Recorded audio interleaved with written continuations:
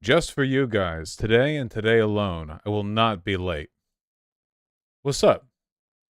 Nope, not almost late. Almost not late. Which I was then not late.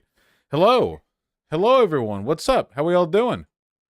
Yeah, I hope my voice sounds okay because I have to keep my mic where it is right now because I'm currently super gluing a, a broken part of it together and I want to keep it still.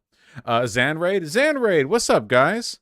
The Zanster. You mean the guy that predicted politics? 9/11? Is he even alive when 9/11 happened? Jesus. Live cover Jenk versus D. Are Cenk and Destiny debating? What are they debating about? Who's winning? Oh wait, there's no fucking way Jenk out debates Destiny. What are they talking about? Everyone loses? Well, I knew that. Oh, for sure, Holic Master. They were talking 14th Amendment. Rittenhouse? Rittenhouse. Oh my god, Rittenhouse. It was like that time I talked with it was like that time I talked with what's her name? Brianna Joy Gray, and it's force the vote, force the vote, force the vote, force the vote. Yeah, time is a loop. What the 14th Amendment? There are so many amendments. What do they even mean? Hello. How are we doing, folks?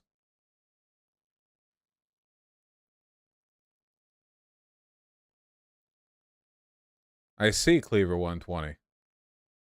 Isn't that the slavery one? Oh, there's so many amendments. Who even knows what they all do? Nobody knows. Nobody knows what the amendments do. They tell me there are these people, constitutional scholars, right? Well, allegedly, Obama was one of those. And what did he do? Violate the Constitution. That's right. With FEMA death camps, you know? Um, crazy stuff. How's the cat? The cat's doing good. Assuming you mean Artemy. Tucker Carlson's Twitter show came out today? Oh, yeah, I guess so. I guess we can take a look at that. What's wrong with Artemy? Oh, well, yeah, I'm sorry about the lack of streams. You know, we've had a long-time friend stay over for a while, and he just left today. So, you know, we wanted to spend time with him at the end before he left. And also, yeah, Artemy was growling, and it seemed like he might have like a impacted bladder or whatever. It turns out, I guess he just had gas or something. He's just an idiot. He was just growling. That's it. We took him to the vet, and they were like, "Oh no, his bladder's fine." So he just had a fucking tummy ache. You know, he's just this fat idiot, and he had a tummy ache. He's probably silently farting the entire drive over. Um, fucking idiot. Been a while. Hope you're doing okay. Well, I'm doing okay. Artemy's doing okay. Everyone's doing okay, except for a lot of people. Actually, we'll talk about that. You know, there's always something going wrong. He's lying. He was playing Diablo. Yeah, I'll be playing Diablo pretty soon. I can't wait to be disappointed by it. I finished Tears of the Kingdom. I finished Bolt Gun, Warhammer 40k Bolt Gun. How much was the vet bill for that? 0, which was awfully nice of them because they just checked with them. Yeah. Tucker Carlson. My God. Who even is this guy? Nobody knows. What the heck is Cornel West doing? Well, we'll find out, won't we? We'll find out, huh? Hi-Fi tonight? Nope. Politics tonight, baby. Oh, before we get to that, though, look, Sweet Myths dropped a mini album, and they asked me to draw the cover. And they said, just draw whatever you want. So I drew whatever I wanted. You know, there wasn't, you know, I wasn't given much instruction, so I just, I just drew a big guy and a little guy, and I thought it was pretty cool. I liked it. I was happy with it. I enjoyed drawing, whatever I wanted. It's called an EP. Yeah, a little mini album. I liked it. Yeah, they're dating. But yeah, go check out Sweet Myths. You know, they make good music. Do you know about that? I knew about that. I was aware of that actually. Um, Thoughts on the Reddit API changes? I don't know anything about it. You seen Spider-Verse? No. What prompt did you use? Yeah, yeah, yeah, yeah, yeah. Yeah, yeah, yeah, yeah, yeah, yeah, yeah. Respond to your fucking Discord DMs, Kanye. Reddit is doing a Twitter API change. I'll take a look at it. We got a lot to look at, folks. Can we move through?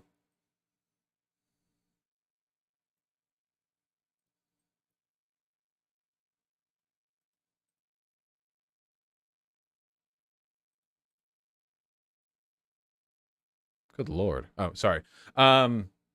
You heard of this guy? You heard of this guy called Cornel West? I wouldn't blame you if you hadn't, because as we know, Vosh fans get all of their political info from me, and I don't actually talk about him. I don't think I've ever talked about him. Cornel West, this guy. Well, turns out he's having a little bit of a Joker moment, at least what I would call a Joker moment. He's running for the presidency. He's running for the presidency with the People's Party, the Jimmy Dore Party. The party that said they would field a dozen candidates in the 2022 midterms and then didn't. Where their lead guy was incredibly accused of sexual harassment. That guy. That guy, you know?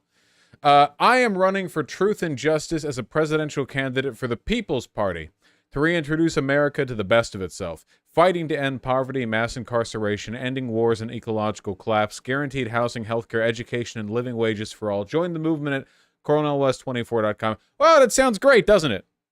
Well, I'm certainly a fan of all those words, especially strung together in that order. Let's watch the video.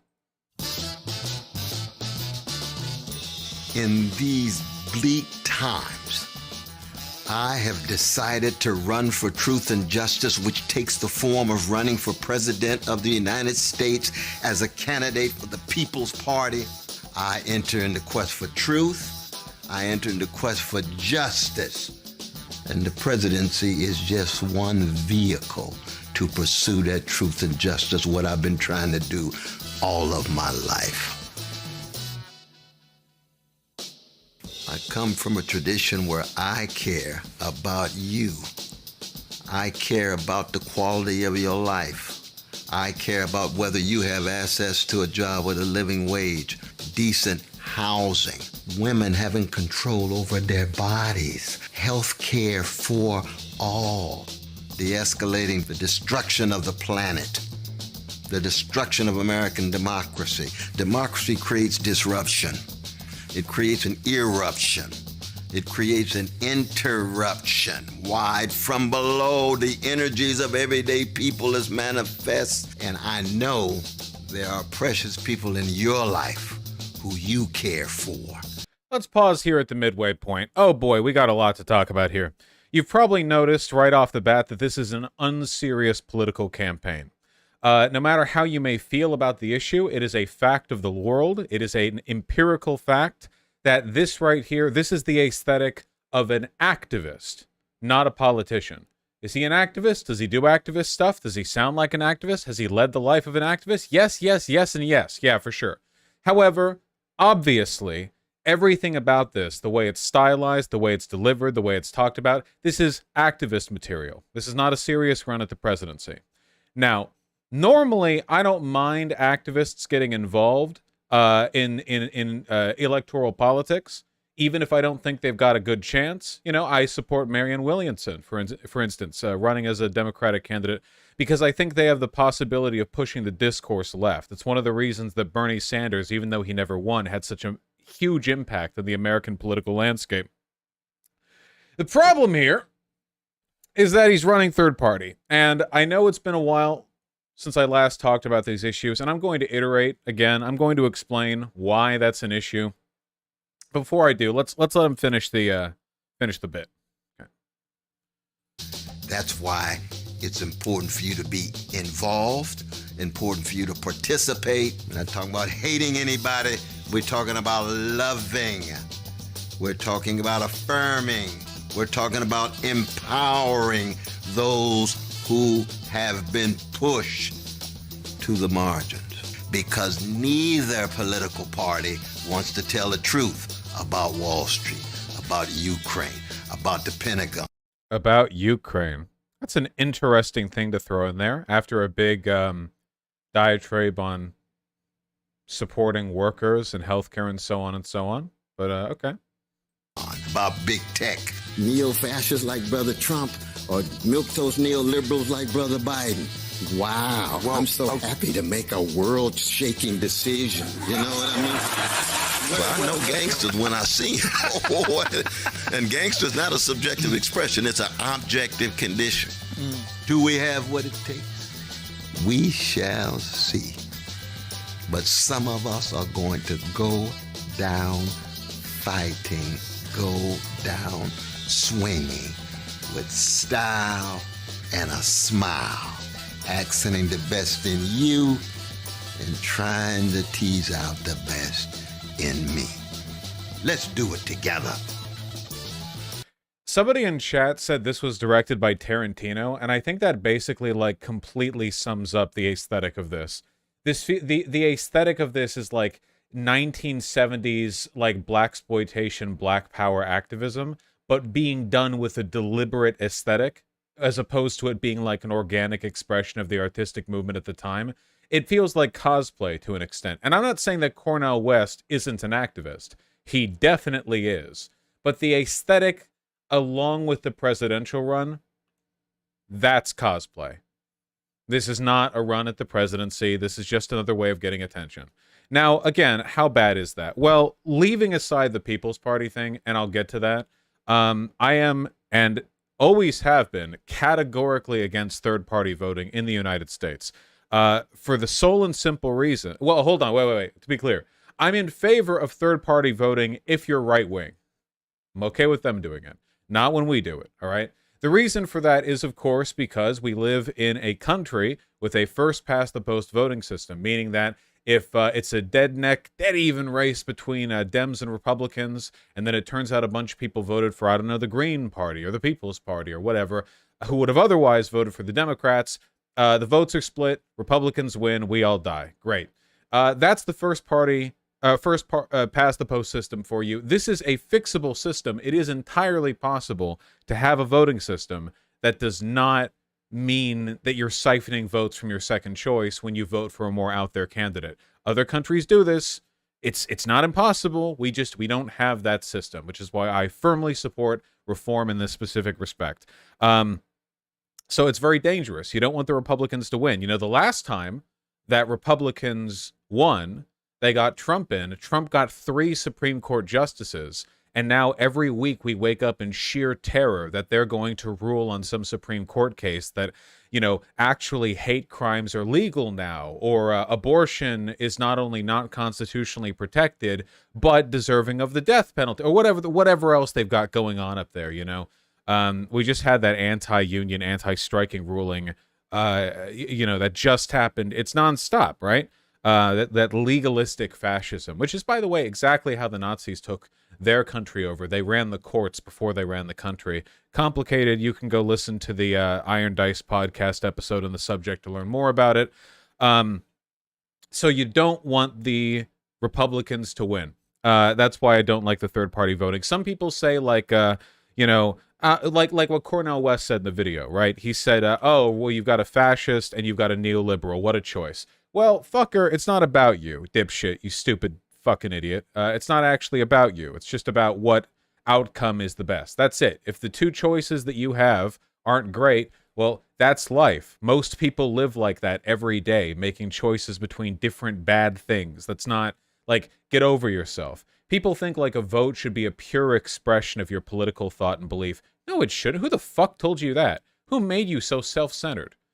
What made you like this? Jesus. This belief is antithetical to like proper political analysis, right? Like, you know, political analysis, you're engaged in analyzing the system in a way to lead you to understand what the best possible outcomes you can get are. Politics isn't, you know, fantasy dream world. You know, compromises are made in and out all day, every day, even in like communist countries, you know, like post Soviet Russia, communist Cuba, whatever. Like, you think like they just got to make easy choices? No, it's always a matter of choosing what can we do, what is realistic, and of the things that are realistic, what's the best thing we can hope for, okay? Anyone who thinks that voting is anything more than that is off their rocker. It's completely idealistic thinking, and Lenin would have had them shot. Not kidding. Kind of kidding.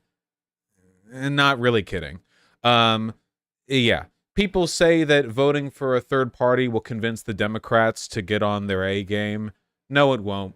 Every time the Democrats do poorly, their response is to double down on moderate centrists. Every time the Democrats do poorly, they think, well, we simply need to appeal more to the center. You're not going to make the Democrats any better this way. They don't even care about winning. They're losers. Democrats are losers. They don't want to win. You have to force them to win. If you want to own a Democrat, make them win, because they don't want to win, okay? Pelosi, none of these people want to be in charge because they're weaklings. What they want to do is complain about how Orange Man bad and send you 67 Act Blue emails every day to tell you that you need to donate right now, otherwise fascism will win in America. They don't want to win. They don't want to govern. They don't want to be in charge. They don't want to have power. They're weak. So if you want to stick it to them, give them power. They hate that. Also, the People's Party. Cornel West has fallen for shit like this before. He made the announcement for his presidential run on Russell Brand's live stream. Russell Brand, that's the lunatic far-right conspiracy theorist that you remember? Yeah, here, look. Dr. Cornel West, you have a very important announcement. We are honoured that you've chosen our platform to make this announcement. Please tell us why you are here talking to us today.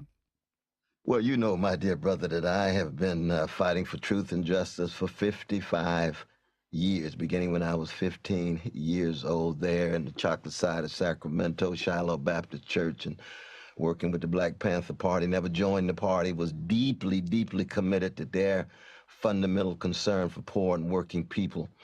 And now, 55 years later, I've decided to continue that fight for truth and justice by running for the president of the USA on the People's Party to ensure that we can reintroduce to America the best of itself.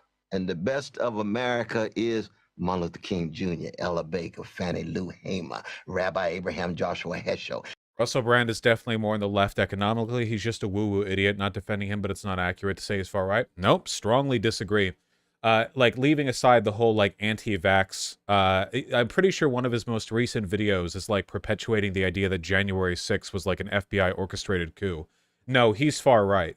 He does the same vague anti-corporate shit that, like, Alex Jones does. And, by the way, that the Nazis did, right? Where, like, the corporations and the powers that be are some kind of nebulous, amorphous force that are evil, but without any kind of structural critique. That doesn't mean much more than pointing at them and screaming Jews, you know? It doesn't mean anything.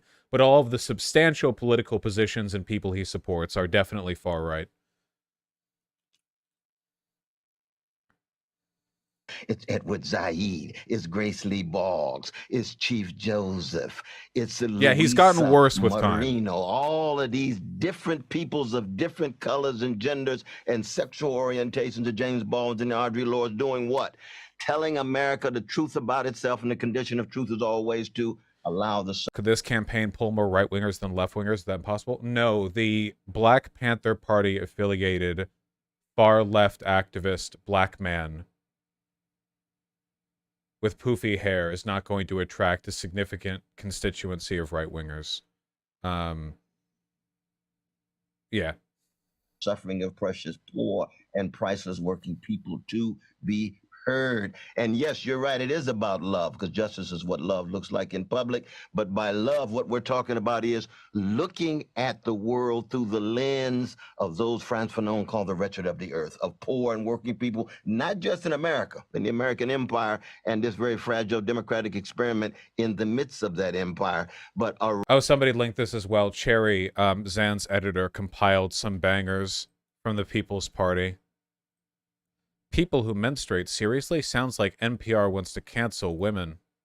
No, MLK's words were the opposite of woke. Rather, if he were alive today, he'd be stigmatized, smeared, and canceled by the woke mob. So that's the party that Cornel West is joining. Oh, this got FD Signifier excited as well. FD Signifier said, guess I'll start paying attention to electoral politics. Guess I need to do some research in the People's Party. And then when people were like, yeah, the People's Party's really bad, he's like, I'm sleepy. That's not a joke. That's actually what he said. Literally, that's literally what happened.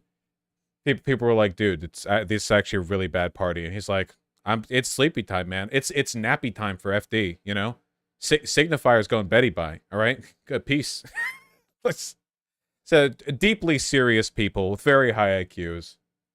Around the world. That was another reason why I wanted to be on your show. I wanted to be international. I wanted to be concerned about human beings no matter where they are, no matter what color, no matter what gender, no matter what sexual orientation, no matter what national identity. And that's why we're calling for a paradigm shift, brother. We need a spiritual awakening and a moral reckoning in the face of institutionalized greed. That greed could be in Wall Street, it could be in Silicon Valley. You also might note he's not actually saying anything. These kinds of empty aphorisms are useful sometimes when you are an activist. You might notice, though, that something that distinguished Bernie Sanders is that while Bernie Sanders had the energy of an activist, the way he talked was a lot more policy-oriented. You know, he talked pretty specifically in numbers about what he wanted to do and what he was interested in, because that was more befitting a politician, you know? You have to adjust the way you speak to different situations. And it always gave me the impression that Bernie Sanders was serious about progressive policy and not just like the aesthetic of it. And be in the Pentagon, greed at the top especially. And I believe, of course, we got greed inside of all of us, but I'm talking about institutional. Oh, it's also worth noting that Bernie Sanders was requested to be the figurehead of the People's Party, and he declined, so... Greed with predatory capitalist tendencies that tend to suck everything up for money and for profit. Stay free. See it first on Rumble. Nice. So yeah, my opinion on the People's Party is probably pretty obvious. It's got a nice Wikipedia page though. Sanders ignored the request and petitioned with 50,000 signatures to become the head of it. Tied to Jimmy Dore. Ryan Knight. Remember Ryan Knight? The where is the hammer and sickle emoji guy? He fell off. He fell off a long time ago. Huh? Oh, sorry. It's old memes. It's old memes. Before the 2022 U.S. midterm elections, the People's Party announced it was aiming to run a dozen or more federal races, including a seat or two in the U.S. Senate. The party never announced any candidates for the 2022 elections. Nicely stuff. And wonderful stuff. Nicely done. Yeah. They were all for force the vote grift. Well, this is like this is a grift party.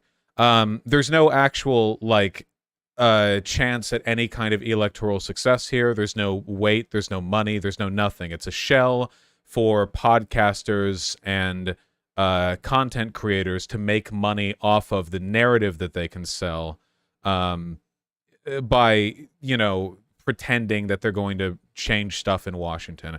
Guarantee you, by the way, that this presidential campaign is going to go nowhere, and that prominent people like Russell Brand and Jimmy Dore will say it went nowhere because it was suppressed, and they're going to base 2 more years of content off of the suppression, you know, so on and so forth.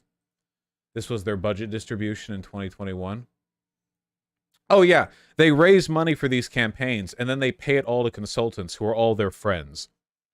In addition to $12,500 for a list, there are 13 separate fundraising expenditures made to Paula Jean, totaling $18.7 thousand and $8.7K to 2 other fundraising consultants, $40,000 to fundraising, $35,000 to legal fees, $2,500 a month in salary to the executive director, $600 to Ryan Knight. Yeah, it's you always peek under the hood with orgs like this, and like all the money that they get just goes towards consultancy, and all the consultants are like the prominent people who are already involved in the create. They're never from outside the group. They're inside the group because it's just a way of making them money. Is Cornel West an idiot? Is he being taken advantage of? Is he deeply naive? Is he getting kind of old and addled? All of these things are possible. I do know that at his heart of hearts, Cornel West has spent his life being a sincere and passionate advocate. And the fact that in his later years now, he's being used as part of this like grift machine for a bunch of cynical like fake populist reactionaries and fascists to make money off of. I think that's like deeply cynical. I don't think that this is going to meaningfully affect anything like electoral because barely anyone's going to vote for him. They don't have any money. They have no backing. That's, again, it's not about that, you know. So I don't think the outcome here is going to be that significant. I just think it's deeply sad that somebody with Cornel West's legacy, has to see it tainted like this. Bernie Sanders was smart enough to avoid these people. Nina Turner is supporting the People's Party and Cornel West, which, I guess I'm glad she's not VP. It really is kind of shameful how many people because it's Nina Turner, it's Breonna Joy Gray, like how many people that would have been in Bernie Sanders' presidential administration have turned out to be not great leaders.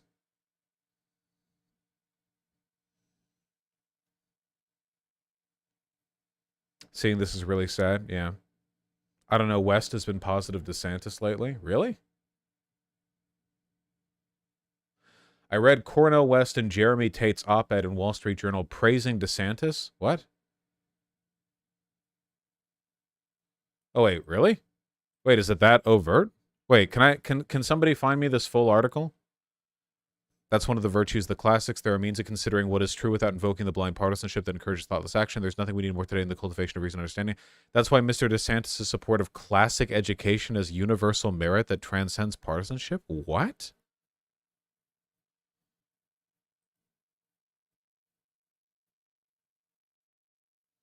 Promoting the Western canon shouldn't only be a Republican talking point? What? Who's Jeremy Wayne? Okay, wait. I feel like I've heard this name before.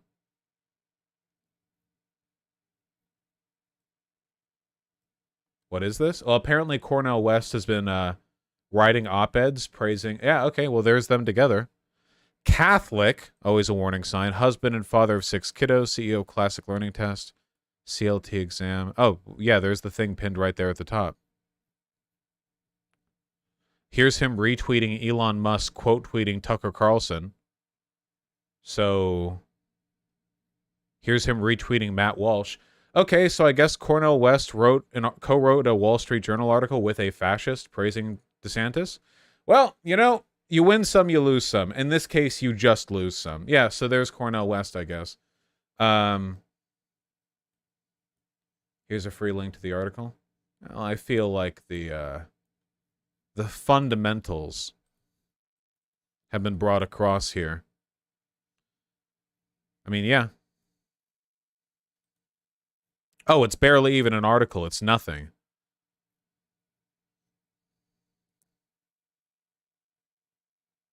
Why do you like Cornel West? I'm just seeing L's. There's a reason I don't talk about him. I don't trust most other lefties. The more time that goes on, the only populist I trust is me.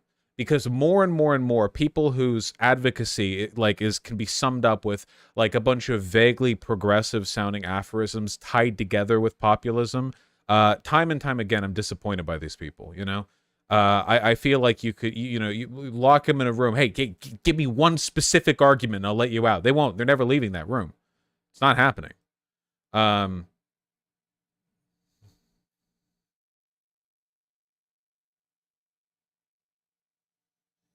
Colonel West is a good legacy, but I think he's definitely being played. I mean, co-signing on an article praising Ron DeSantis, the country's most prominent and dangerous fascist, is pretty bad. Pretty not good. He's on the DeSantis board with Chris Rufo. Wait, really?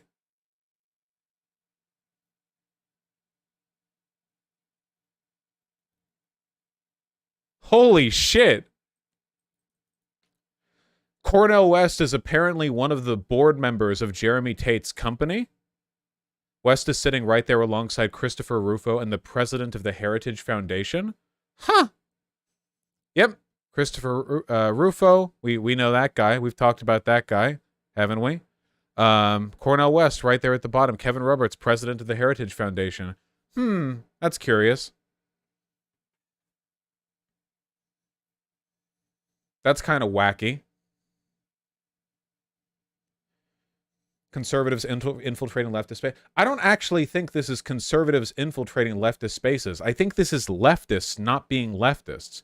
This is why you have to ground out your positions very rigorously in ethics, because if you don't do that, you run down the, like, people, you just drift off.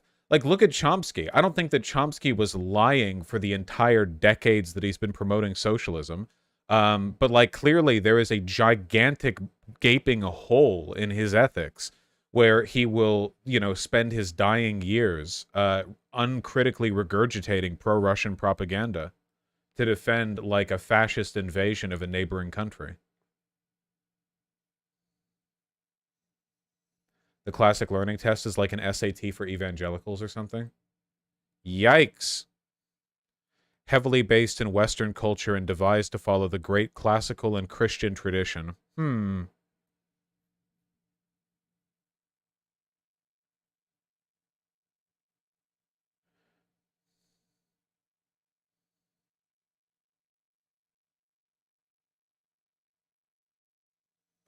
Cornel West's campaign is also anti-NATO and wants to suspend all foreign aid. They're insane. Yeah, I think one of the big issues is that, unfortunately, there's a big, like, parallel right now between the far right and the far left of America bad. Just the far left doesn't like America because they remember the Cold War, and they will support literally any country's efforts against us. And the far right doesn't like us because they think we're controlled by Jews, and, like, transgender Jews, and, like, black Jews. So there's a lot of parallel language there that you fall for if you're very stupid. I can't say I think very highly of Cornel West, given all of this.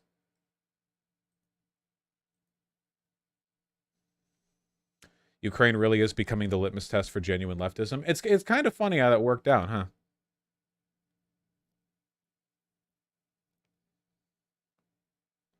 Does FD Signifier do no research into this stuff? Well, no, because he got sleepy. Because people were asking him to, and then he got sleepy. Remember? So no.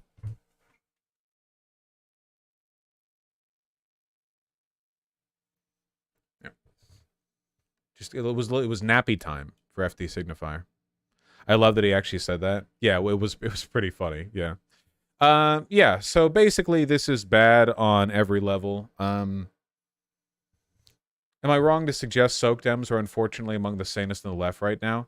No, you're completely correct. The entire, like, current batch of socialists just has to be, like, purged. Babies, bathwater, all of it. It's all pretty rotten to the core. The Cold War fucked up all of this. The experiment has failed. It's not working. Social Democrats, you're terrible too. We're not pretending. Liberals, you know how I feel about you. We're not pretending that anyone here is coming out looking pretty, all right? But we have to acknowledge the fact that, like, the what we consider to be, like, the historic left in the United States is just, like, fucking tainted, you know? It's pretty bad, except for me, of course. I'm not a fucking social democrat. I hate those guys. However, the best bet right now, I think, is to keep fascism from happening and leech the power, support, and interest of social democratic movements trying to pull people leftward. Because, man, like, how many times have we been let down by other left-leaning figures, right? Like, Jesus Christ.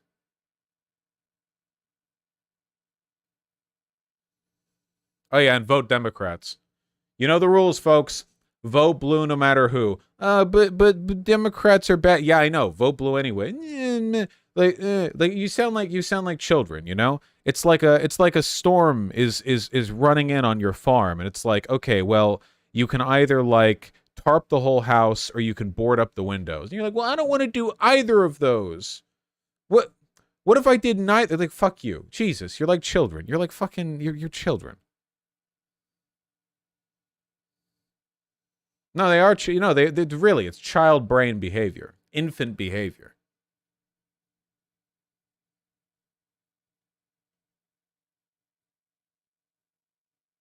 Hasanabi raising 25,000 tankies. No, Hasanabi's raising 25,000 homosexuals. I don't really think that he has a tanky community, despite his terrible takes in Ukraine. Look, Hassan just wants to be a Hollywood star, okay? If he could go back in time and wipe out all the leftist crap and just be like a little petite bougie Banksy kind of faux revolutionary celebrity figure, he would do that. But now he's tied to the politics stuff, all right? Unironically, like 99% of the shit that he says, I agree with. I'll take that as I can. Unless he endorses Cornel West, in which case, maybe a little less.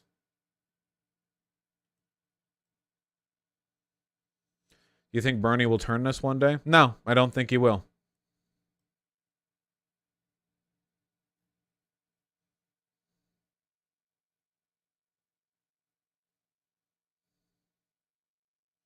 I think he said he likes Marianne. I like Marianne. I don't think she's going to win. And maybe I'll vote for her in the primaries. I mean, she'll lose, and then I'll vote for Biden in the general. I hate that that's the position I've been put into, but that's the position I've been put into. Are we fucked? Nah. It's all good.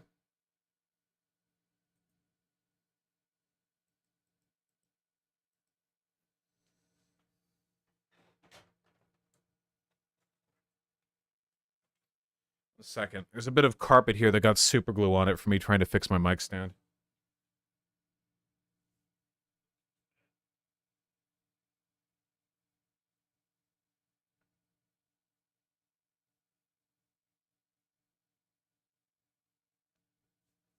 These can't cut it.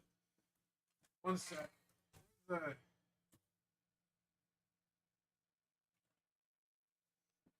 Hold on.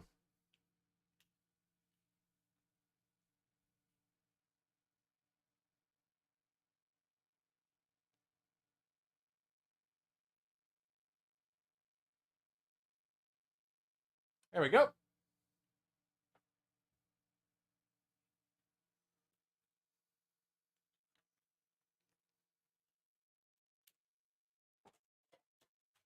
Nice. Okay. Oh, well, thank you, Creme Lily. Appreciate that.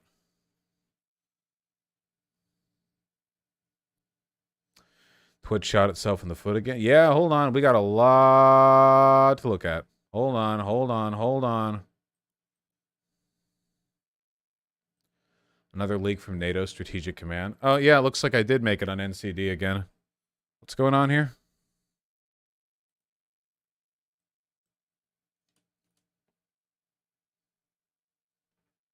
Okay, listen. New plan, guys, okay? New plan, all right? We establish a new Donbass region within the Russian border. It's brilliant. Ukraine reconquers the Donetsk and Luhansk regions, okay? Declares a special military operation in Western Russia, and then after 8 years of fighting and conflict, declares these areas breakaway states that are actually ethnically Ukrainian. It's perfect. It's perfect. It's the only way out. It's the only way forward. I'm glad they agree. The 3,000 horses of Vosh.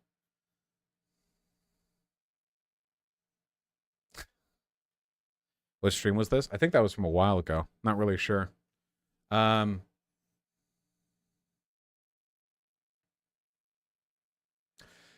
super quick, man. Did you guys see the changes to Twitch? Look, okay, I know that not all of us are Twitch streamers. In fact, I'm not even a Twitch streamer. You know, I'm a hypothetical Twitch streamer if I want to be. But it's really, really bad. I mean, it affects the platform. They're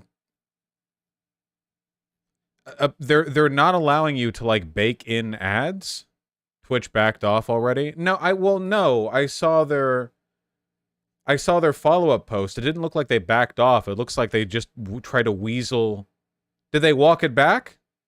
Yeah, they like half-assed walked it back. What did they? It's crazy. It's like they don't even want to compete with YouTube. I have no idea what's going on with them. It's insane to me.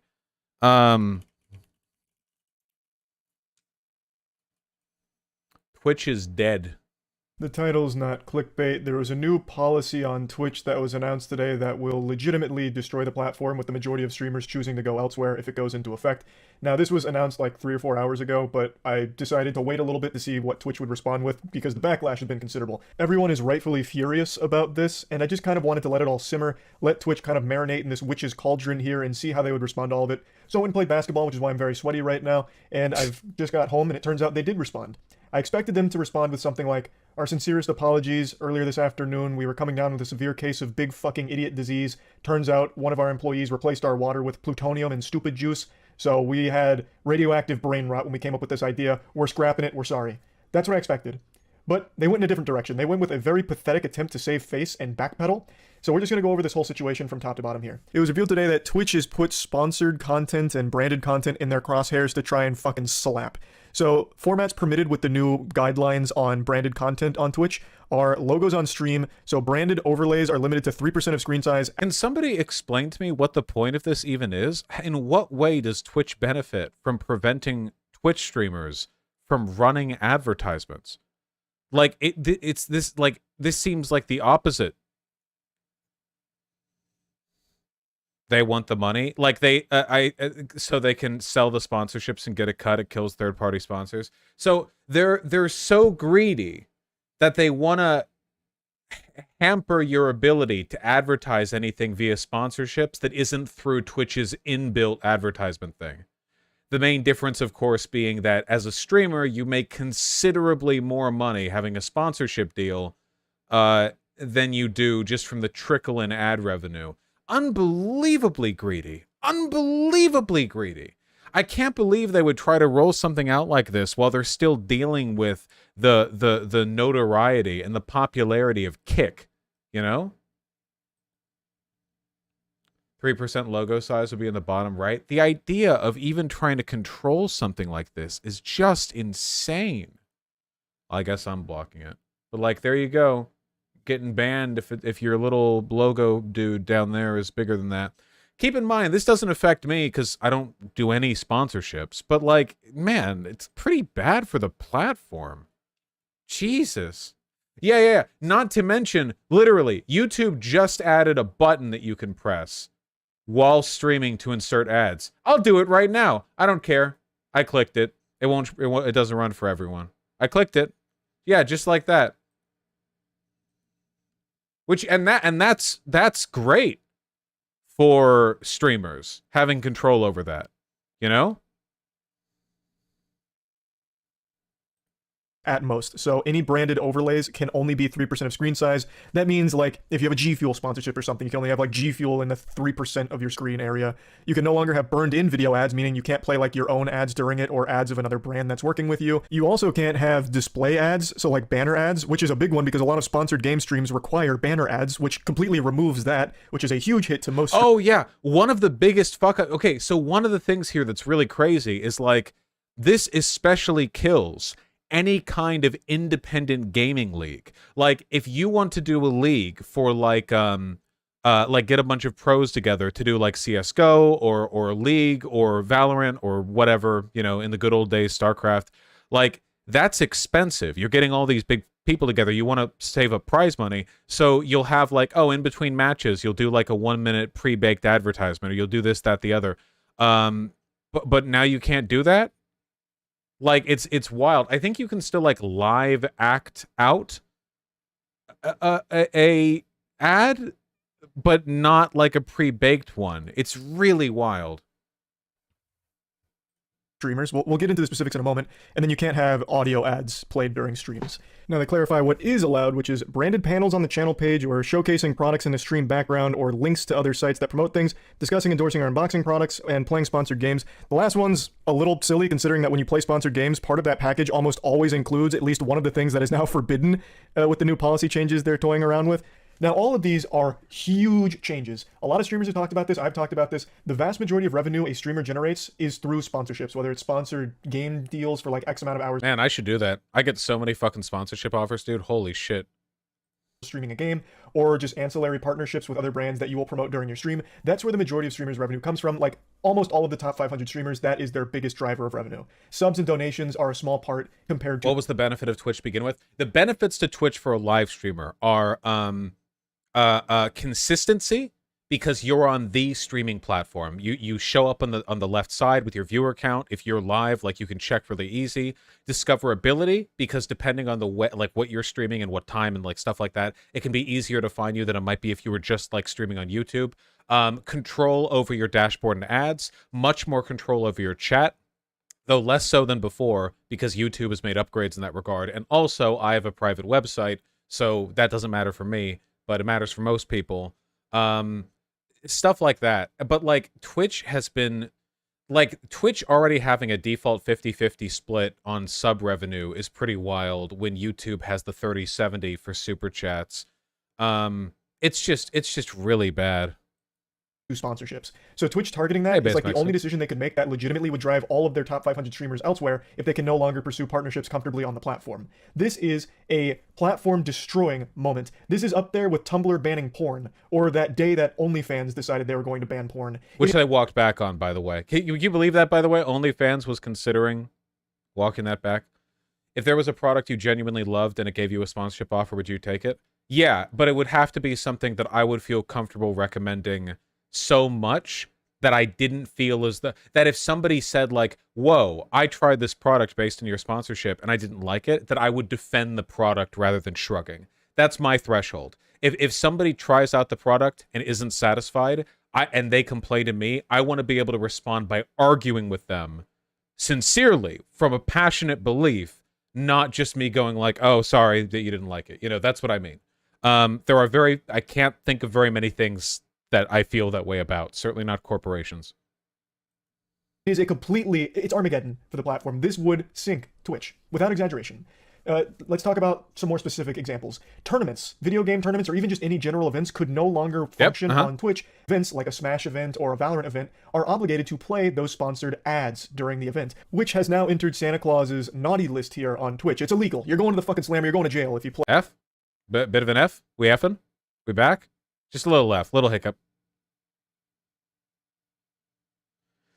Would you do sponsored fan products, like not your t-shirts, but by fans with leftist ideas? Well, that wouldn't really be sponsored, right? I don't think like your average fan has enough money to buy a sponsorship deal that would compete with the rates corporations would offer. I would feel bad taking that money. Play a sponsored ad during your stream from these policy changes. So let's take, for example, Valorant. Valorant has an eBay deal. So during intermission in between games and Valorant broadcasts, they play eBay ads. Not anymore. Not anymore, Buster. You can't do that shit yet, you outlaw. Listen here, Bubba. No more of that shit. Now, there's something very interesting to note here is that YouTube actually has a similar policy that a lot of people are bringing up to compare the two right now. But Twitch's enforcement and the way that they spoke about it seems very different than the enforcement of YouTube. And from everything I've read, YouTube doesn't really enforce this policy even at all to begin with. Okay, I'm learning this right now. I actually did not know that YouTube had a comparable policy. I have never heard about this being enforced. I've literally never heard that this being enforced. I'm learning this right now. Yeah.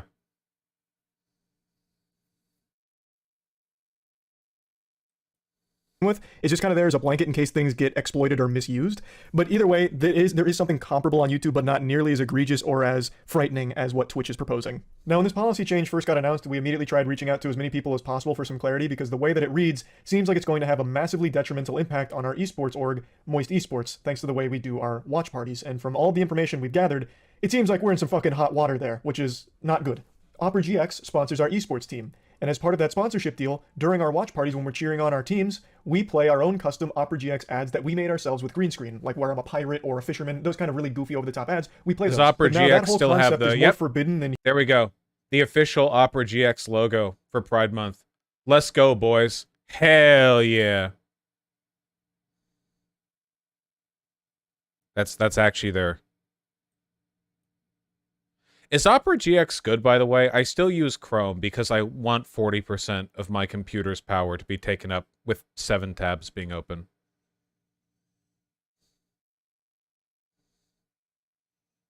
Use Firefox? I guess everyone should just use Firefox, I guess. I don't know. Human transmutation in Full Metal Alchemist Brotherhood. We can't do that anymore, which is a huge hit to our esports org, since Opera GX pays us under the expectation that we're also going to be doing those ads during our watch parties, which we can't do anymore. We also have a banner ad for Opera GX during the watch parties, which we can't use anymore. So the main two things Opera GX is sponsoring our esports org for has been banished to the fucking Shadow Realm. So what are they paying us for if we're to continue doing watch parties on Twitch? And it's entirely out of our control. It's not like we're choosing not to fulfill our obligations with Opera GX. Twitch just wouldn't allow us to, or else my channel would get banned on Twitch for doing so, I imagine. Now, Opera GX has been an extraordinary partner. I don't think they'd actually drop us. When does he talk about the walkback? Let me see where I can find the tweet where they say, okay, hold on. I just want to know. And if they do that, Twitch gets a large portion of that income. To me, it just seems like the direction Twitch is going is do everything through us or else. It's only been 2 months since they made this announcement where they're testing new experiences to connect streamers and brands through their sponsored streaming network that they're creating. So it just seems like overly broad. This created confusion and frustration. Here we go. Here. And I think it's trash. I think it is a terrible response. Today's branded content policy update was overly broad. This created confusion and frustration, and we apologize for that. We do not intend to limit streamers' ability to enter into direct relationships with sponsors, and we understand that this is an important part of how streamers earn revenue. We wanted to clarify our existing ads policy that was intended to prohibit third-party and networks from selling burned-in video and display ads on Twitch, which is consistent with other services. We missed the mark with the policy language, and we'll rewrite the guidelines to be clearer. Thank you for sharing your concerns, and we appreciate the feedback. We'll notify the community once we've updated the language. What a load of horseradish. This is some sour fucking mustard here. Basically just saying, we're sorry you misunderstood us. Yeah, we must have used too many big words for your simpleton minds, and it led to too much confusion, so we're sorry for that. We'll make sure to dumb it down into layman's terms going forward. Well, that's just not the case. It's not like you put out a broad statement that had a lot of misinterpretation or misconstruing of the information. You laid out pictures. Like, you literally made it as simple and specific as possible, down to exact percentages of how much it could take up on screen. 3%. That's not broad. Like, you specifically laid it all out with fucking pictures. Like, I don't know why they're... I wish I understood what monetary incentives Twitch is working through here. Because all the budget stuff on the back end that we don't get to see, I just wish I could know how much of it is bullshit, right? I know that streaming companies and YouTube and stuff tend not to make money. They tend to operate at a loss. So if they want to make more money, okay, like, be upfront with that. Like, let me put it this way, okay? If Google, okay, let's assume that YouTube is its own company again, that it's not been bought out, okay? If YouTube came forward one day and they were like, listen, we love running this like hub of internet video stuff, all right? But we can't afford to. We will literally go bankrupt and the servers will go offline and that'll be that. So in order for us to not have that happen, we need to have like a $2 a month subscription or something, all right? Like, I'm sorry, but we need to do this. You know what I mean? I'm just like spitballing that. It doesn't have to be that. I'm just saying, like, with the directness, but we never get that. So it just seems like it's always a bunch of nebulous bullshit. Audio issues, by the way? What audio issues? What audio issues? Stream keeps cutting in and out? Well, I haven't dropped any frames. That means it's YouTube. Sorry, YouTube might be having a hiccup, but everything on OBS is working fine. Straight gold across the bottom bar here. Fine for me. Okay. They're gaslighting you? Ah. Trying to play this angle that it was just too broad and confusing and people misunderstood it. You made it clear what your intention was. I don't think there was any misunderstanding here. This is just a really sad... Oh, their revenue is down to like pre-pandemic levels?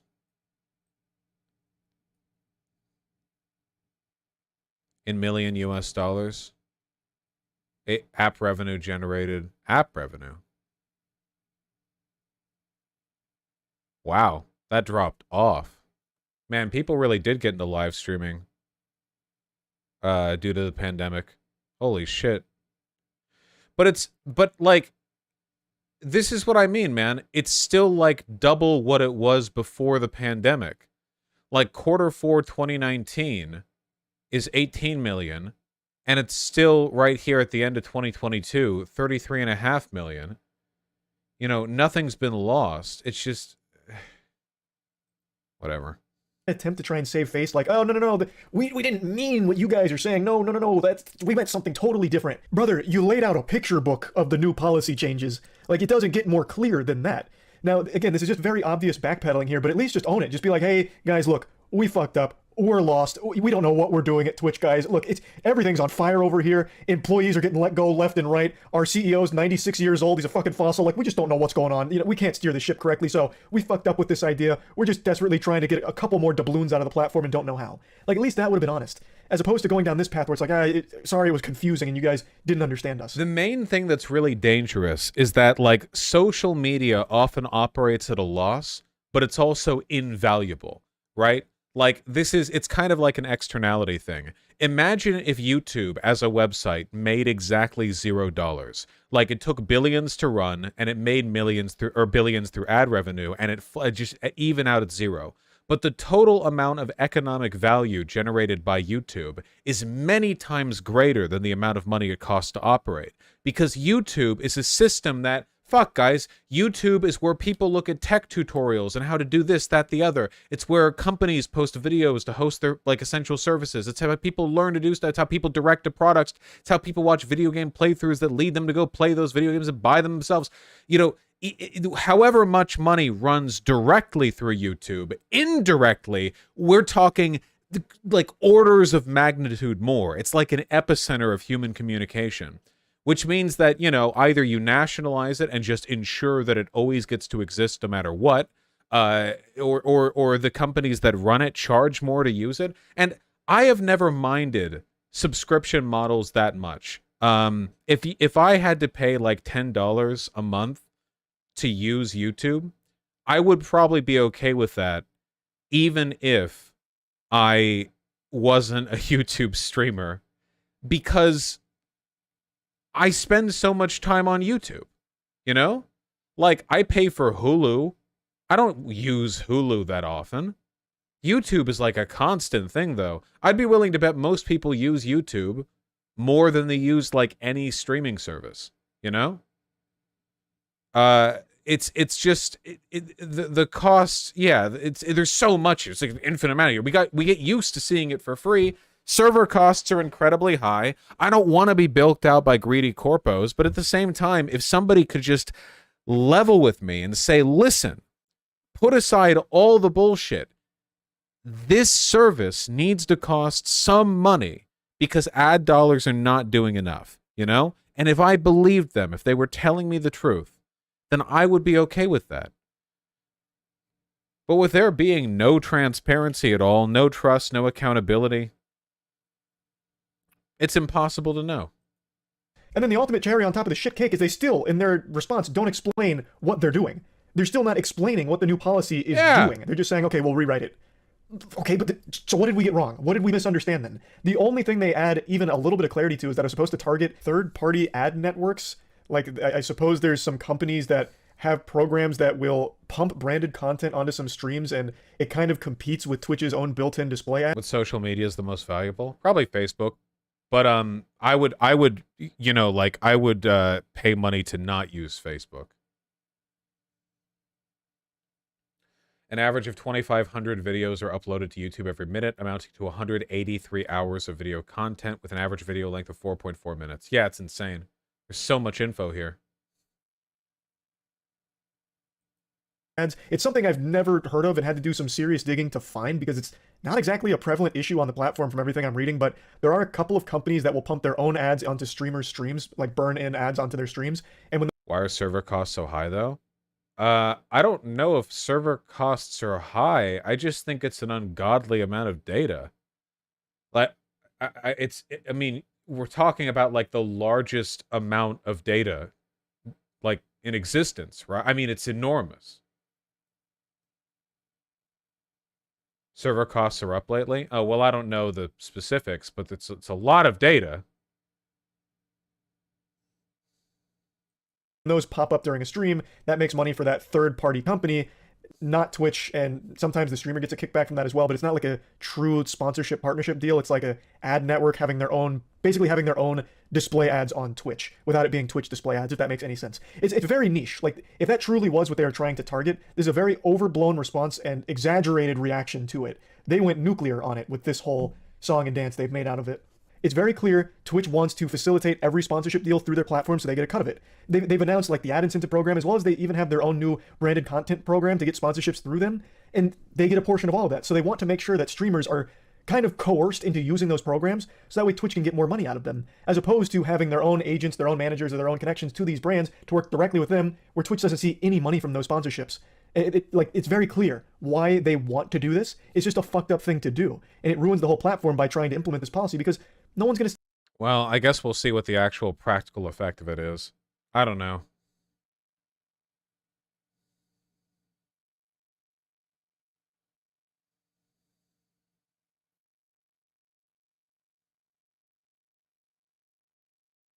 VODs cost YouTube millions annually. Yeah, but millions a year isn't that much for YouTube. Have you seen the Apple Vision Pro thing? Oh, yeah, I've seen the Apple Vision Pro thing. Trust me, I've seen it. Twitter can't stop talking about it. I know. I'm aware. I know that this thing exists. Simply tap to select, flick to scroll, and use your voice to dictate. Okay.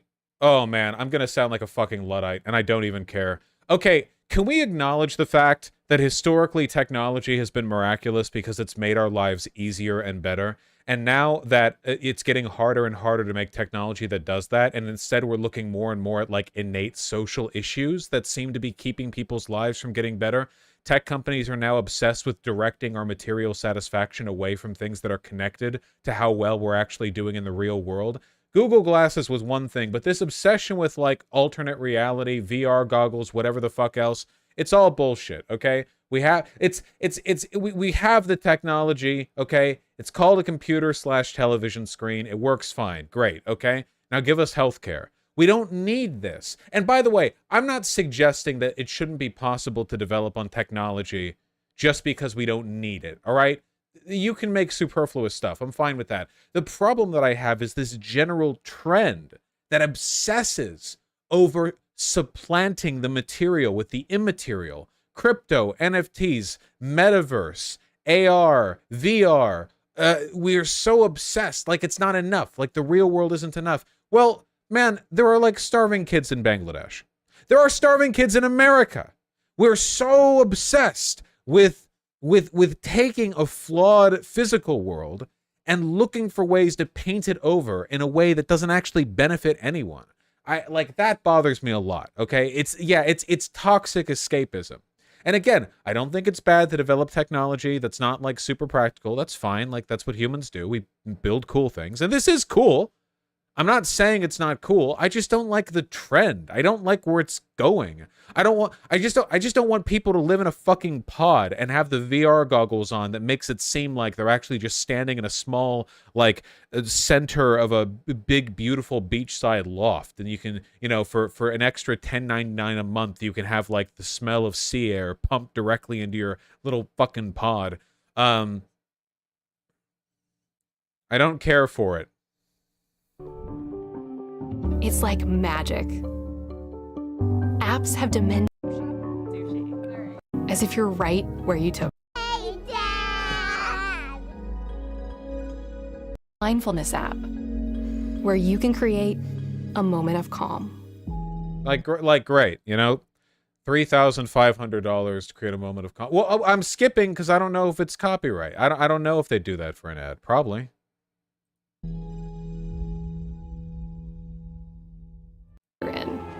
And make your screen create all your open tabs.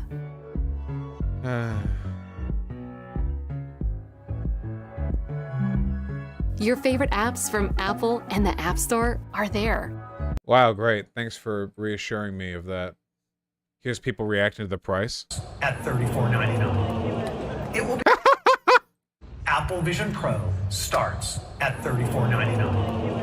It will be available early next year on Apple.com. Come on. If you're at an Apple Expo, you can probably afford it. Actually, that's not true. A lot of the dudes in this crowd are probably, like, middle-class guys who obsess over technological fetishism as a way of distracting themselves from the fact that they're 1 or 2 missed paychecks away from being homeless.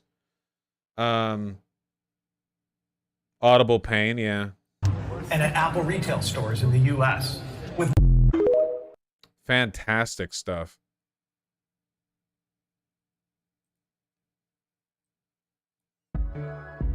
In front of you.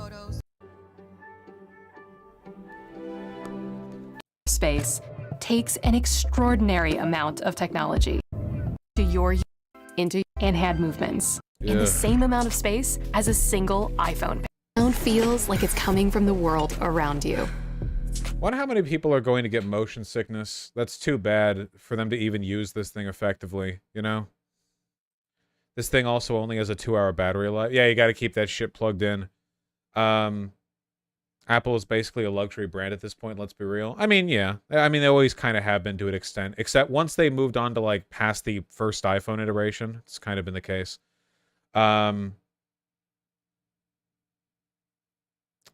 Black Mirror, the Fire Next Time. Yeah, I mean, people talk about Black Mirror because those are the big examples, but I think the thing this really represents is like tedium.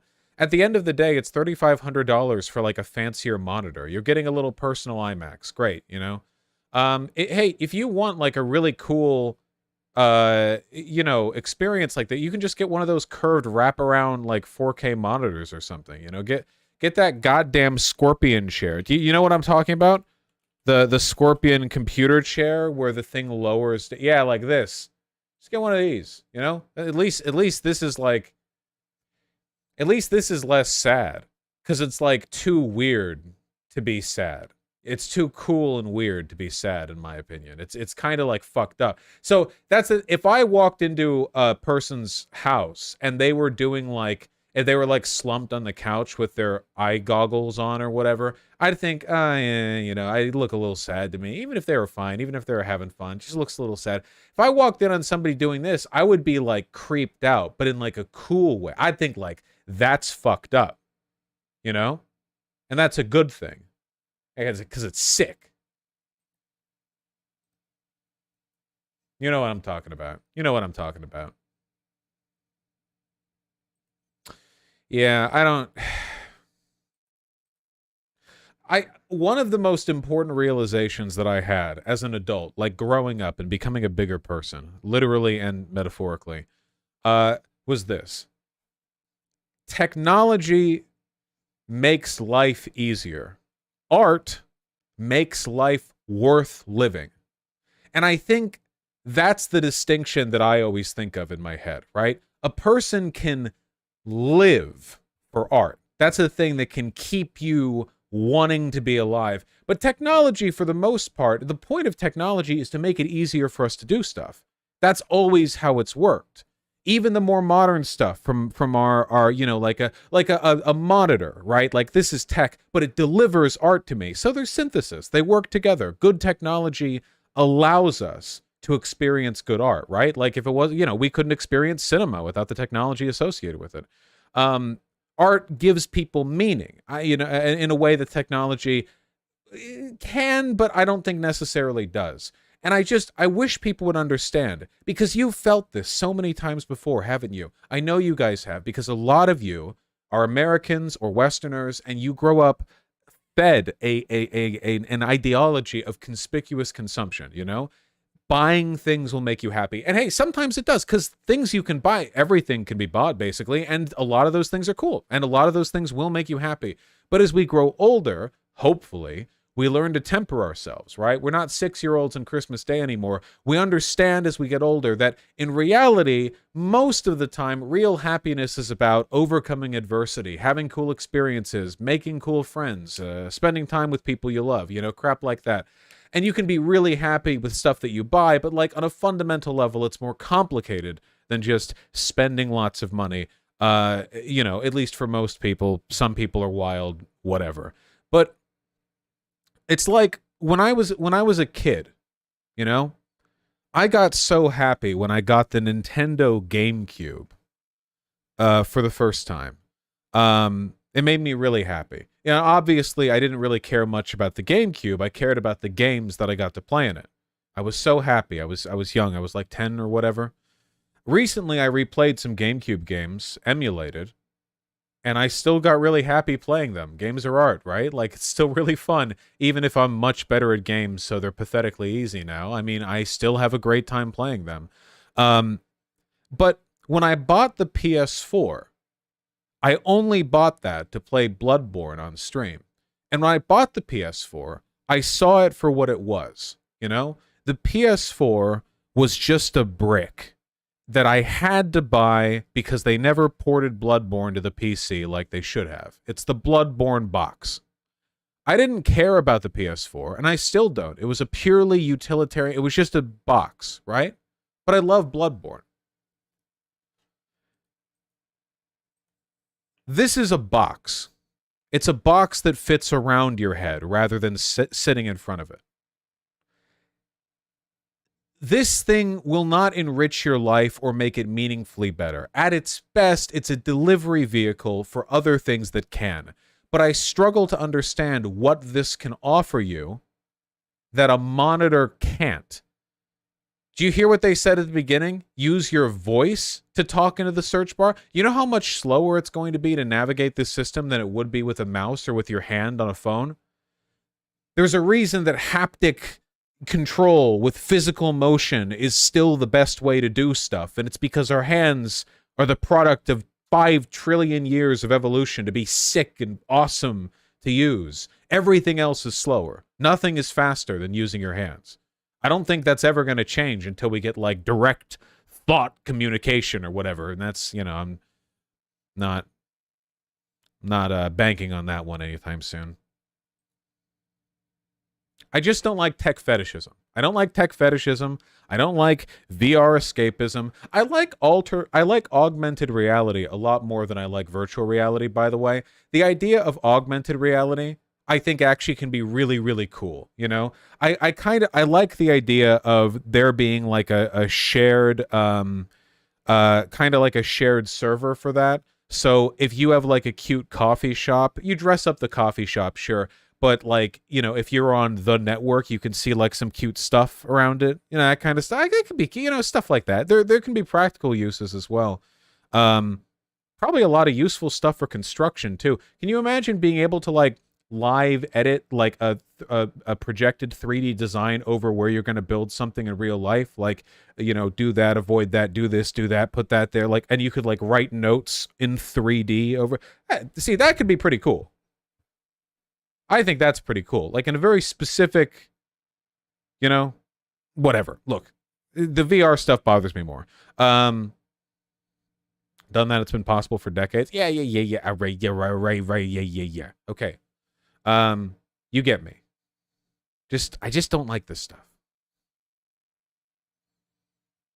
Don't we already have that? No, I know. Shut up.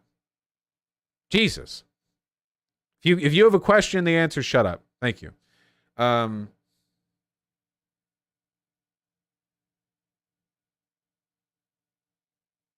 would be pretty cool, though. Think you could fuck with that? Like if you were with a cute chick and you both had the AR goggles on or whatever, and you're like drawing shit while you're I don't know. I feel like you could do something with that. I feel like you could. You know what I mean? Like you're hitting it from the back and then you like lean forward to like draw like a dick, like the 8 with the shaft in front of her. I feel like there's potential here for some goofy shenanigans, in my opinion, personally. None of you, seriously, none of you? Hypers if you understand. Hypers if you understand. That's 1. I see 1, 2, 3, 4, 5, 6. Ah, there you go. And we'll just say that's the majority of chat.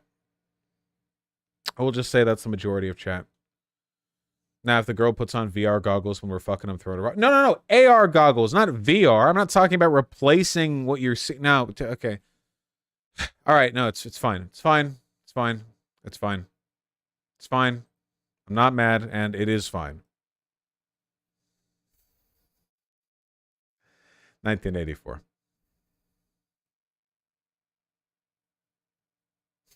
I wanted a list. You're missing the potential of these goggles. Am I? I'm not showing that. Not showing that on stream.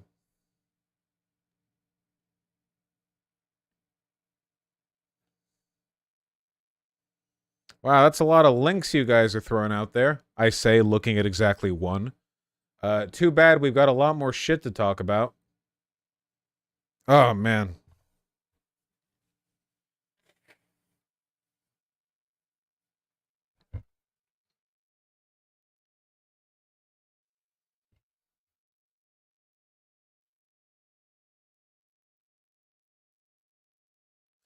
Okay, it's just... Look, I think that casual sex is cute. Like, when you're both being casual about it, like, you're not taking it super serious, you're just having a good time, great, you know? And, you know, one of the ways you can be casual when having sex is you're doing something else at the time. Like, maybe one or both of you is playing video games. That's cute. Everyone thinks that's cute. Like, you're playing Mario Kart and banging. Everyone gets it's it. Oh, what if you had a cute girlfriend and you played Mario Kart with her, but then you started banging? Everyone gets this. They understand. They know. What, you know... one thing that's really fun to do with somebody is you doodle, like you draw, right? You can't really do that when fucking, I mean, I guess maybe you could, like, you wouldn't be very good at it. You'd either be very bad at the drawing or very bad at the sex or both. You know, you can't get both of them down. I feel like with the 3D, I feel like you could do something funny there. You know what I mean? It's not really. This is still, even with this like tenuous connection, this still isn't. All right, no, fine, nothing. It's fine. It's fine. It's fine. We're moving on. We're moving on. It's fine. It's okay. I'm not mad. Don't write in the papers that I'm mad, because I'm not. We're moving on. We're moving on. We're moving on, and I'm not mad. You can tell people that, okay? You can tell people that I wasn't mad. All right. Rapid tone shift. Hey guys. Ever hear about war crimes? Horrifying consequences of damage done to major dam in Ukraine. Yeah, so while you guys were having fun making fun of me for being a normal, healthy, reasonable person, dam got bombed. Major dam collapses in southern Ukraine, flooding villages as Moscow and Kiev trade blame. I like the opening to this. I like being sarcastic. A major dam in southern Ukraine collapsed Tuesday, flooding villages, endangering crops, and threatening drinking water supplies as both sides in the war scrambled to evacuate residents and blamed each other for the destruction. Ukraine accused Russian forces of blowing up the Kakhovka Dam, an hydroelectric power station which sits on the Dnieper River, in an area Moscow has controlled for more than a year. Russian officials blamed Ukrainian bombardment in the contested area where the river separates the two sides. It was not possible to reconcile the conflicting claims. So obviously Russia did this. I'm not even going to entertain, like, okay, yeah. So we can just move forward with that assumption done. Only demo charges could have blown it. They take hours to install, hence Russia. Here, let's take a look at the dam super quick. Super quick, okay? So, you probably all know this, but dams are really, really big because they have to hold back a lot of water for a long time. Basically, for forever. That's their job. Now, dams have a lot of purposes, but generally speaking, what you do is you build them to build a reservoir. That is to say, you raise the water level upstream, so you can have a reservoir of fresh water for drinking water. Also, when water moves through the dam, it usually moves through turbines, which power hydroelectric plants. The state of Washington, that's where I live right now, is actually like 78% powered by hydroelectric energy. It's green energy. It's pretty cool, actually, because the sun provides the energy to keep the water cycle going. So dams are really expensive. They're very large and they're very expensive. And let me see if I can get an older photo, because if you Google the Kakhovka Dam right now, all you see are photos of it after it's been destroyed. Wow, like I literally can't. If I Google intact next to it, will that? No, that won't do it either. Yep. Right. Okay. Well, let's can we even get a high-res photo? Would that be okay? There we go. When was this from? When was this taken? Oh, here we go. This is a pre-destruction photo. Wow. Now, it's hard to tell from the distance of the photo, but this is approximately 50 quadrillion miles long. Seriously, it's really difficult. It's really, really, really difficult to overstate how large dams are.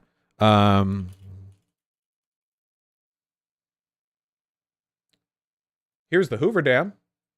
You probably walked on top of it in a Obsidian game. Look, they're really big, okay? So it got bombed. Now, as I understand it, destroying a dam is really, really difficult. Because the destruction of the dam it goes down really, really deep. And, like, we're talking about multiple feet of reinforced concrete. And by multiple, I mean dozen. Like, they're insanely heavily armored. In my opinion, as somebody with no expertise in the subject whatsoever, you can't accidentally blow up a dam. An accidental artillery shell cannot do it. An artillery shell would not destroy a dam. Not even close. I don't even think a bombing run under most circumstances could, unless we're talking some very large bombs that get insanely lucky. This was a deliberate sabotage from saboteurs. And again, in my personal opinion. And if anyone was to do this, it would be the Russians. In all likelihood, because doing this both hurts Ukraine, and they love hurting Ukraine, and also because they might think it'll delay the counteroffensive. Somebody just linked a thread suggesting it might have actually been a damn failure, like an accident of some kind. I just don't believe this. However, I leave open the possibility that circumstances will change and more info will come out. This is not something we can know for sure right now. Okay? You're all linking a lot of stuff, and I haven't even gotten started with the coverage here. Here are the mines. This is a picture of some mines. That is true. This one looks like it's holding a knife. Here. MSNBC, my favorite communist news organization. Take it away. A major dam in southern Ukraine was blown up today, triggering massive flooding, potential power losses, while endangering Europe's largest nuclear power plant. Kyiv is accusing Moscow of blowing up this strategic dam, which is currently under Russian control in the Kherson region, while Russian officials are blaming Ukraine and military strikes for the dam's destruction. Experts find that unlikely. This video showing big chunks of the destroying Kakhovka Dam. The reservoir is roughly the same size as Utah's Great Salt Lake. Residents have been evacuated, thousands of residents, with 500,000 people potentially impacted. NBC's Molly Hunter has been covering this. Generally speaking, dams being destroyed are some of the most destructive kinds of infrastructural failures, because you basically have an amount of water equal to like a lake that suddenly desperately wants to move downhill at high speeds. This is infrastructurally devastating. It can kill an enormous number of people, and because the water moving quickly brings up a bunch of dirt and debris, it's polluted water, which means that you've destroyed like a regional source of power and water, and a bunch of dirty water floods downstream to pollute more water and more reservoirs, destroy infrastructure, ruin farmland. I mean, dams being destroyed are like way up there on the infrastructural damage list. And by way up there, I think I mean the top, like at the top. All night. Molly, what can you tell us about just what President Zelensky is? There was a Chinese dam failure that killed over 100,000 people. Well, that certainly is fitting with the typical Chinese historical event formula, you know? In 1975, the Banqiao Dam failed. 100,000 dead. This more famous one killed 500,000 people. Cool.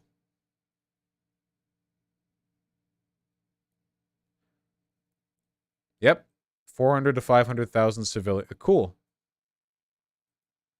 Saying and what the evacuation possibilities are, because people are in the firing line. There were Russian forces right on the other side of that river. Yeah, Andrea, that's exactly right. It's a horrifying, chaotic scene, and certainly even harder to figure out when we are not actually physically in Kherson. So as you mentioned, right, Russian forces are on the east bank, and that river, that dam, and that reservoir were basically the front line. So Ukrainian officials right now, what's happening on that west bank where people are living, they say tens of thousands of Ukrainian civilians are in kind of the danger flood zone, and those flood waters are rising. Now, we do have from Ukrainian officials, some new numbers. They expect the peak water levels, Andrea, to be reached tomorrow morning. The level will then stabilize after 4 or 5 days, and then the water will recede. So that may allow for some more evacuations. We understand right now, though, given that tens of thousands of people are in that danger zone, they've only managed to evacuate 1,300 people, Andrea, because of Russian shelling. Now, one analyst I spoke with earlier today, as you mentioned, 500,000 people, so 500,000 people he expects will be affected by power losses, and flooding. But he expects by tonight, by sundown tonight, 300,000 people, Andrea, will be without safe drinking water in that area. Mm-hmm. And talk about Zaporizhia and the power plant. It has been at risk in various times during shelling. We know that they need coolant, the cooling water for the nuclear rods, the spent fuel. That's exactly right. And actually, Andrea, just in the last hour, I wrapped an interview with Petro Cotton. He's the head of the state nuclear energy company here. And I asked him just that. Look, to run a nuclear power plant, right, you need water and you need power. And both of those were coming from the reservoir attached to this dam. He says right now he is not in kind of a full-scale 24-hour panic because all 6 of those reactors are currently off. And as we know, Zaporizhia nuclear power plant, Europe's biggest nuclear power plant, is controlled by Russians. So he says there is a real uncertainty. Yeah, I wouldn't worry about the nuclear plant there. You know, leaving aside all of the safety mechanisms in a nuclear plant. If it's off, like they're just turning it on with no water running through. It's not. I wouldn't be worried about that. What they may do. At the moment, all 6 reactors are off, and that means that the water levels in the cooling pools are stable. They're adequate. And he says as long as there's not additional power being required, as long as there's not additional water being required and those 6 reactors stay off, he's not terribly nervous about that plant right this second, kind of in the immediate future. What he did say, Andrea, though, is what he says and what we've heard from other Ukrainian officials like President Zelensky is that today showed for the Ukrainians that Russia would target this major infrastructure. And he says nothing really feels off the table after they have done this, given the effect and the long-term effects that today's attack will have. As you mentioned, President Zelensky has reacted, of course, multiple times. He called an emergency meeting this morning. You're going to hear a lot of caterwauling from Russia simps saying that Ukraine actually did this and this is a false flag. This is psychotic. I mean, that is about as believable as a peaceful protester getting shot in the leg by a cop, and the cop saying that he like shot himself with a gun you can't find. It's absolute nonsense. There's no reason at all why Ukraine would do this to themselves, apart from the typical because they want people to think Russia did it. It doesn't make any sense. It just doesn't. Calls it a terrorist act, and he calls it, Andrea, a war crime. Molly Hunter, thank you so much in Kyiv today. Yes, for me at least, the most likely explanation, the thing that makes the most sense to me, is the idea that this was done by Russia as a way of diverting Ukrainian attention prior to their planned counteroffensive, and also a way of sort of demoralizing, of saying, oh, look how much damage we can do if we want to, that kind of thing.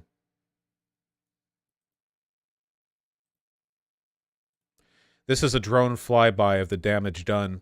It looks really insignificant here. It just looks like a fast-moving river. It's almost impossible to describe the amount of damage that is being shown here.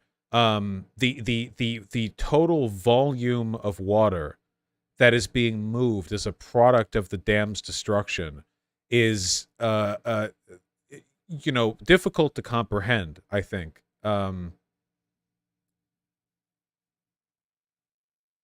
You need a before and after? Yeah, well.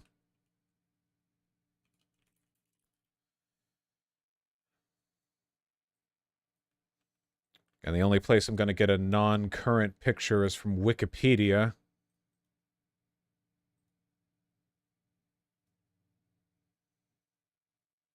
Here. I know it doesn't look like much, but you have to remember the scale of dams, right? Look at these railings right here. Railings are, look, you can see.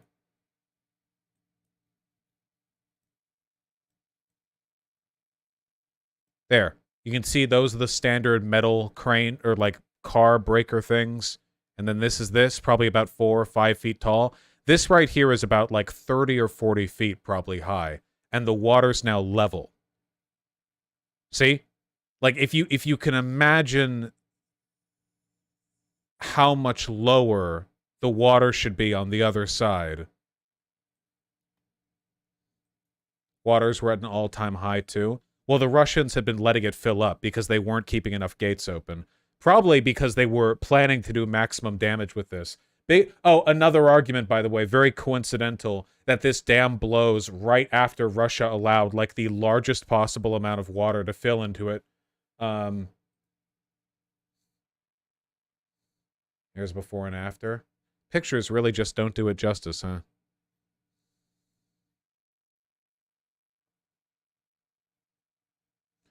Well, there's your problem on a dam failure causing a sonic boom at 103. I like, well, there's your problem.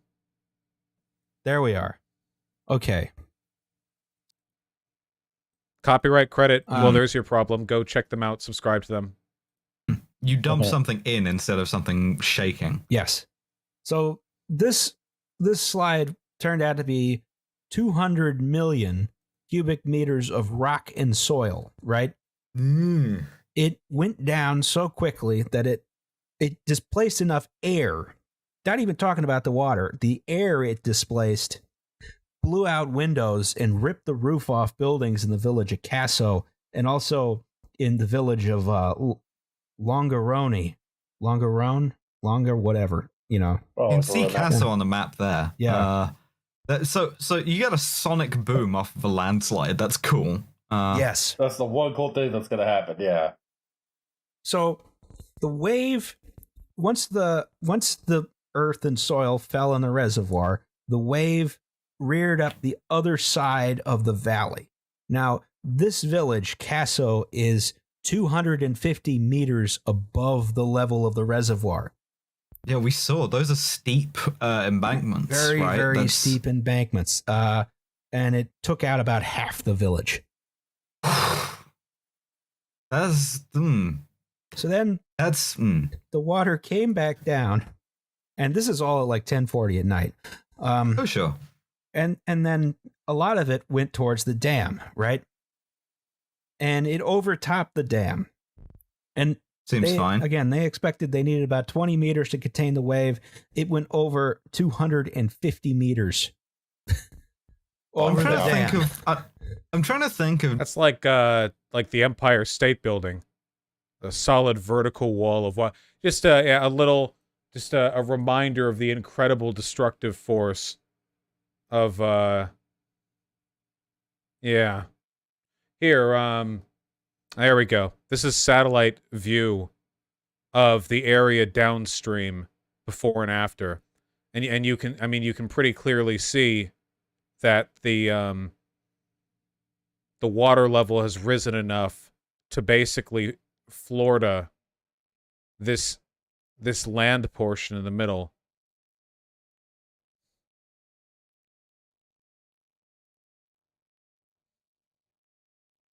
Worth remembering, while energy infrastructure is a valid target dams. Oh yeah, no. Attacking dams is not like regular energy infrastructure shit, because you cause a flood that just tears apart everything downstream. It's just this. It's like a massive, undifferentiated wave of destruction. That goes beyond. I mean, we just looked, right? Like there are dams bursting that have killed more people than like Hiroshima. It's just so destructive. Is that not a war crime? I would say that blowing a dam where the floodwaters will like destroy civilian areas, yeah, 100%, yeah. If it's some like pure hydroelectric thing like out in the middle of nowhere, then you could argue like, okay, well, it's energy infrastructure. But in this case, the consequence of it being blown is undifferentiated like damage done to a civilian population. I'll take a look at. I haven't heard of any wildfires in the area. Holy shit, footage of the dam breaking. Of it breaking? What? That's Lord of the Rings. You're banned. Nice meme. Hope it was worth it. Come back when you've learned to take death and life seriously. The U.S. loves to blow dams, by the way. We do it all the time. It's fucked. Yeah, we're actually really bad. We are the bad guys. If you didn't know, we are pretty bad. Russia is actively bombing flood victims. What? While the local residents of Kherson are trying to find those who still need help with evacuation, Russian shelling of the city is taking place. Oh yeah, Russia is continuing to shell the flooded. Yeah, here I'm not going to show the video because you know, but they're continuing to shell this, which like I don't know what the point is at this point. Like the shell, it's gonna explode in the water and just do a little poof. You're shelling like a lake practically. Looks like Katrina. Holy shit! Yeah. Just to understand how much damage is done here. Shows the video anyway. Well, I'm not playing through it because I'm just like showing the yeah. Oh man, it is just hideous. This is a sad story. Yeah, well, I think that characterizing it as a war crime is certainly fair. Picture of the dam under construction in 51 to 56. Wow, yeah, that is it. You can recognize it. That's kind of crazy. Bit of history right there. This would have been built, you know, under Soviet governance. Scratch that. This would have been built under Stalin's government. He died in 53. This was 51. Well, it started in 51. So Stalin probably would have overseen and approved the construction of this.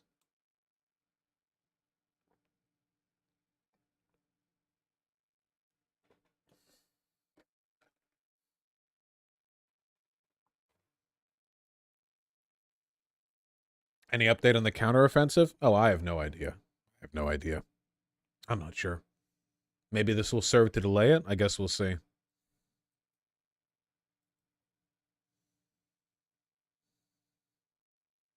There is a car in the photo? Well, there were actually cars in the 1950s.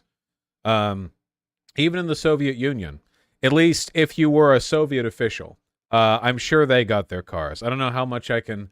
I don't know how many average workers had cars in the 50s at that time. Probably not too many.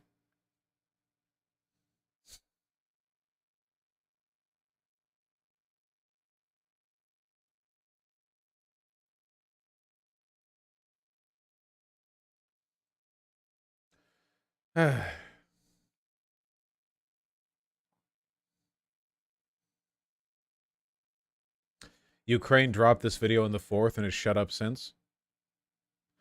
Ukraine's Ministry of Defense published a video on June 4th saying that plans love silence and there will be no announcement of the beginning. Oh, okay. So 2 days ago, Ukraine posted, hey, shut the fuck up, stay quiet, which, all right. From now on, Ukraine does not exist to us. Ukrainian counteroffensive? What Ukrainian counteroffensive? I have no idea what you're talking about.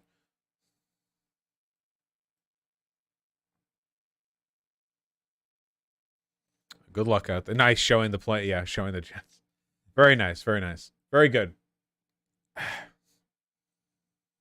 Crackpot Good time? morning, everybody. Man, we've been covering these guys too much. I will admit that they're good to cover. The fact that it's both of them means there's more of a banter dynamic. But like, no, we know exactly what this is going to be. We know they're going to blame Ukraine.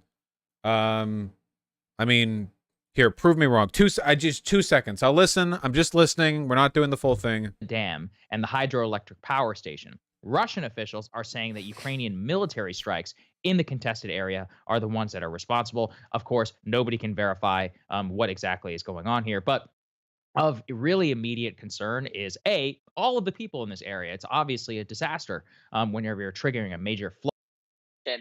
That there wasn't even more flowing to him and more rapidly, which, you know, I guess understandable. But he says, I would not want such a country with regards to China to stand by and watch people die. So also we are being lied to left, right, and center. And it's basically like you have to try and average the three and see maybe that one is directionally, especially in the middle of this conflict. So do not believe a word that the Russians say, and do not believe a word that the Ukrainians say about. There we go. As far as I'm concerned, that's the pro-Russian position. Strategic disinfo is the Russian line, after all. Nice. Both sides. Very smart. High IQ. All right, moving on. We got so much to talk about. Speaking of the far right. Oh, gotcha, Mikhail Jargo. Speaking of the far right in European countries. Germans, what are you doing? Germany, GMS poll, 19% to the AfD, which is now the second highest polling party. According to this, can you, excuse me? Excuse me, Germany, you going to do this again? You're going to do this again?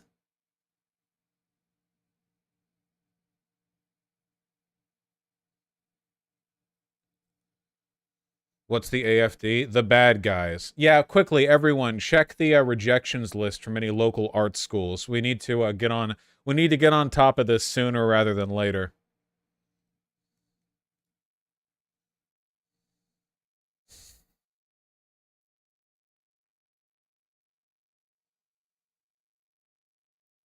Die Linke Part 2 discourse. Well, fuck the Linke. They're fucking 4%. Jesus, they're not even anything.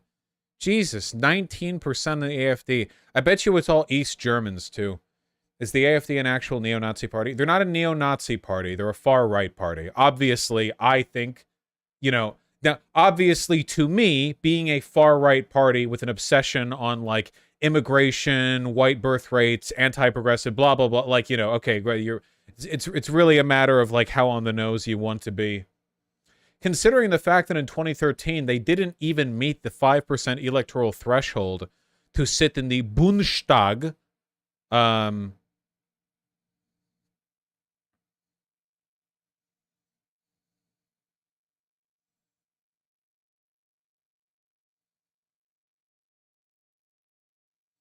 Islamophobia, anti-immigration, German nationalism, national conservatism, and Euroscepticism. And they're the, it seems, one German political party that denies anthropogenic climate change, which is great.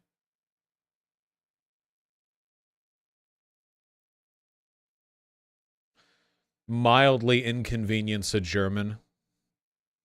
They start Sieg Heiling. Yeah, it's all fucking East Germans. Because they missed because they spend up till the 90s with the Soviet boot on their neck, and they miss the authoritarianism. They miss it.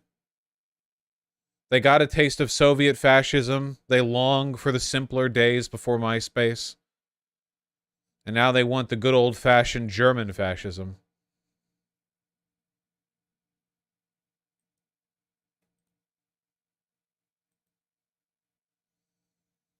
They miss the smell of leather.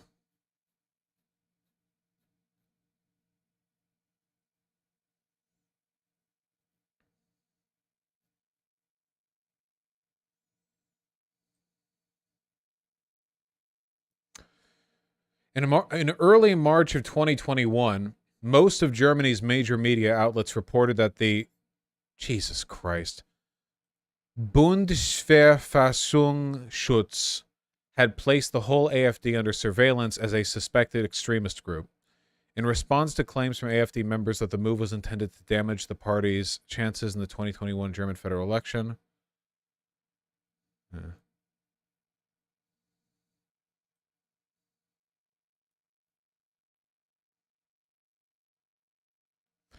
Over time, a focus on German nationalism, on reclaiming Germany's sovereignty and national pride, especially in repudiation of Germany's culture of shame with regards to its Nazi past, had become more central in AfD's ideology and a central plank in its populist appeals. Petri, who led the moderate wing of the party, said Germany should reclaim Völkisch from its Nazi connotations, while Björn Höcke, who is an example of the more right-wing or national conservative ideology, regularly speaks of the Vaterland, fatherland, and folk, nation or people, but with a strong ethnic or racial connotation. In January 2017, Hook, in a speech, stated, in reference to the Berlin Holocaust Memorial, that Germans are the only people in the world who plant a monument of shame in the heart of the capital, and criticized this laughable policy of coming to terms with the past. Hoch continued that Germany should make a 180-degree turn with regard to its sense of national pride. Well, this seems pretty straightforward to me, you know. This seems pretty straightforward.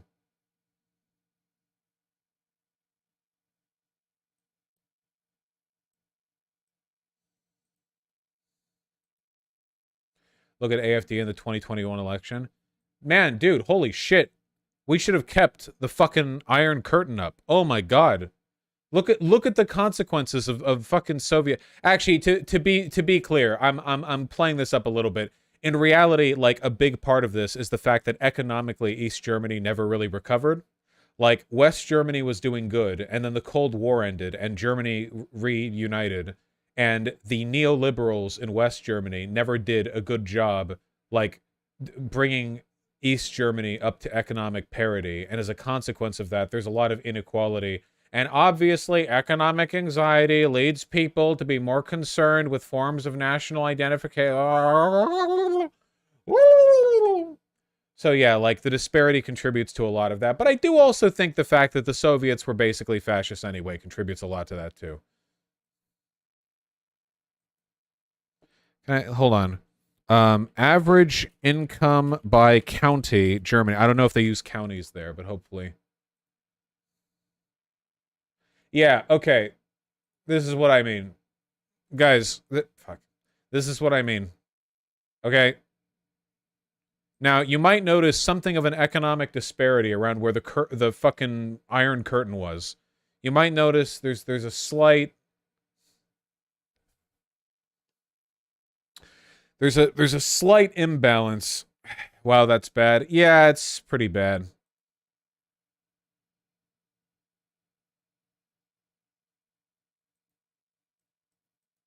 It's fine. Yeah, true. Interestingly, Berlin is also in the deep red here. See? Like, Berlin is in East Germany. That's what caused the whole Berlin Wall conflict shit. A lot of poor people in Berlin, I guess. Munich is doing fine. Hamburg, Frankfurt. I imagine the average in Berlin is being brought down by the fact that half of it was also a part of East Germany.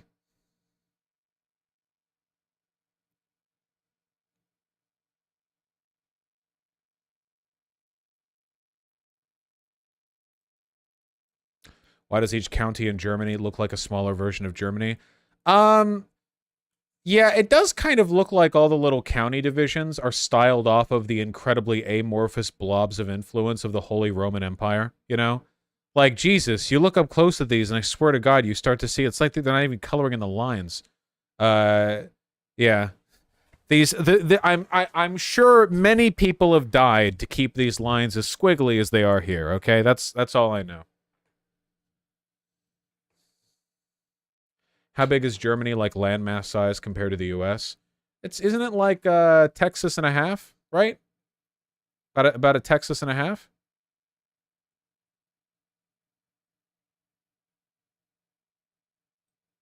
Thereabouts, yeah. Here, Germany size. Oh, we can just do it. Real size map. Do the thing. Yeah, the true size of where you can click on yeah. Here. Get me Germany. Thanks, and bring it over. And oh wow, no. I was totally off.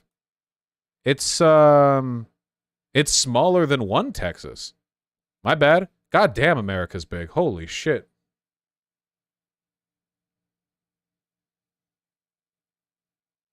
Closer to Montana size? Well, let's find a nice parallel here. Nevada, it's a little bigger than Nevada. Montana? I bet if you turned it on its side, it would be like Montana. Well, you know. I cannot, Cat.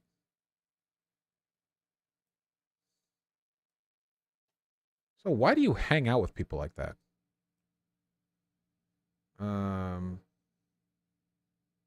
Compare it to Alaska. But Alaska's huge. Look at that. Alaska's enormous.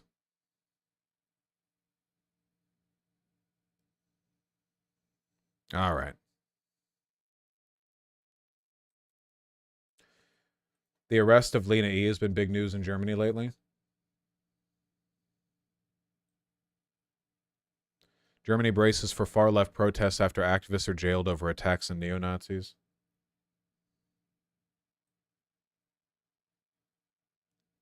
Left-wing militants have attacked neo-Nazis and then been arrested for it. Earlier this week, a court in Dresden convicted 4 activists, including a well-known student identified in German media as Lena E., as committing several violent acts against neo-Nazis, handing them jail sentences ranging from 2 to 5 years. Huh. I wonder under what circumstances these attacks took place.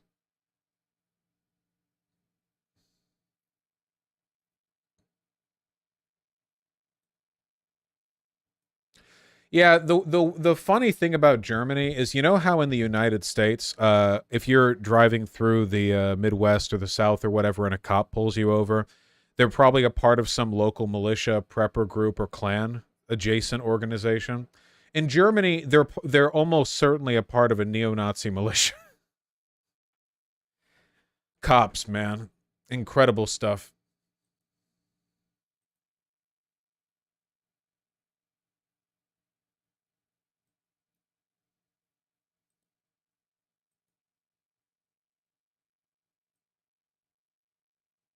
Oh, nice, Eva. What's all this about Washington wildfires? Canadian wildfires cause air quality alerts as smoke hits U.S. What? Come on. Washington is supposed to have nice air. Is it here yet?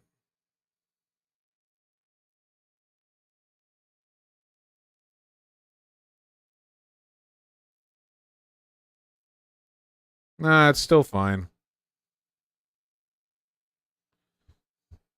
How far out do I have to go before it's not fine? It's all fine? It's fine? We're fine right now?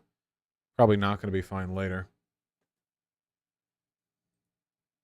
Yeah, that's what's happening in New York City. New York City? New York City? New York City? Oh, okay. Fucking New York.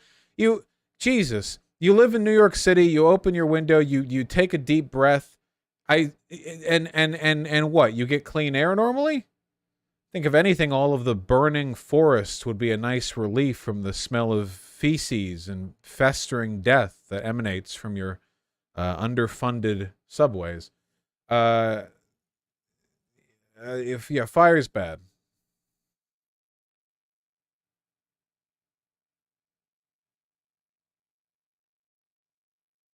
Listen, I grew up in California, okay? I've gotten used to the forest fire tint, the odor that colors the sky.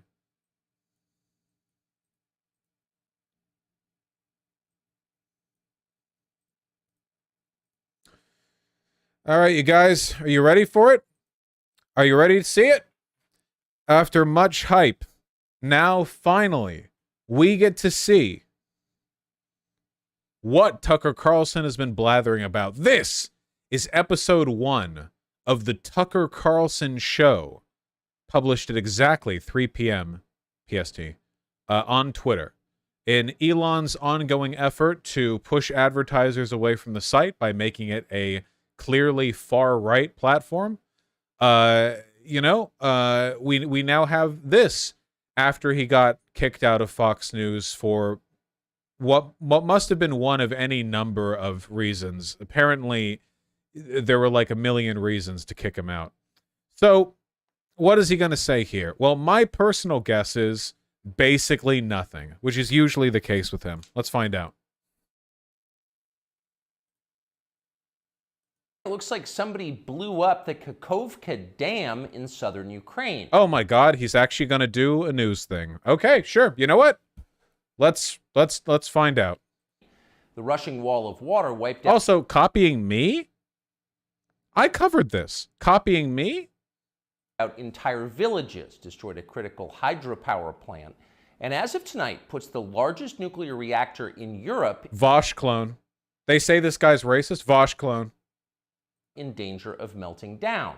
So if this was intentional, it was not a military tactic, it was an act of terrorism. The question is, who did it?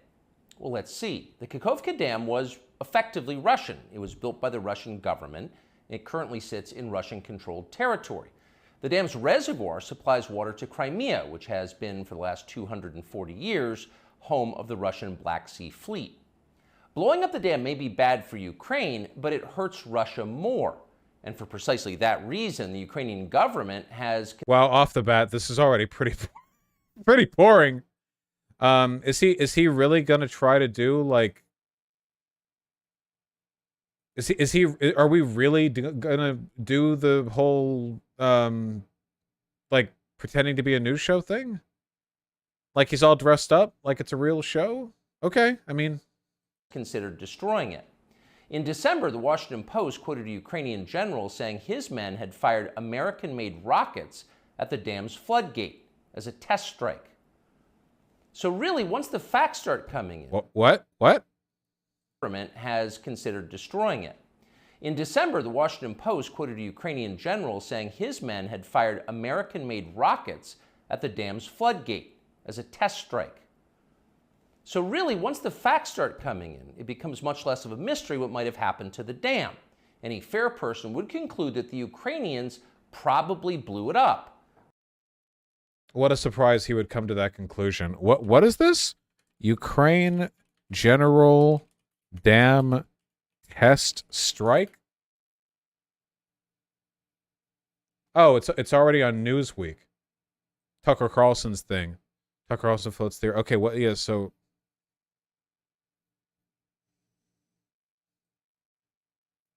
December report. Is this it? Okay. Damn.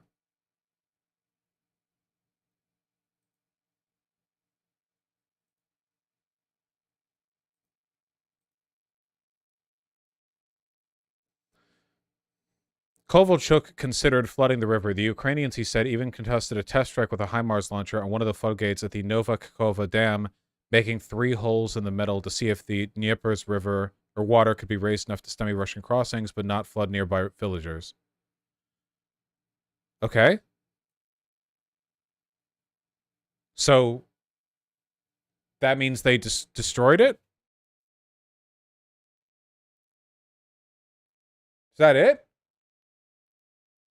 Is that true? Okay, a HIMARS rocket can't destroy a dam. At least certainly not in the fashion that it was. That's why I said you would need saboteurs. So just like 7 months ago, one guy said they shot a rocket at it, therefore they destroyed it? Okay, yeah, one guy. Just as you would assume they blew up One Nord guy. Stream, the Russian natural gas pipeline, last fall. And in fact, the Ukrainians did do that, as we now know. It's not like... Do we know that? Has that been confirmed that they did that? I don't know why I'm asking. Vladimir Putin is anxious to wage war on himself. Oh, but that's where you're wrong, Mr. and Mrs. Cable News consumer. Vladimir Putin is exactly that sort of man, the sort of man who'd shoot himself to death in order to annoy you. We know this from the American media, which wasted no time this morning in accusing the Russians of sabotaging their own infrastructure. It's Ukrainian dam.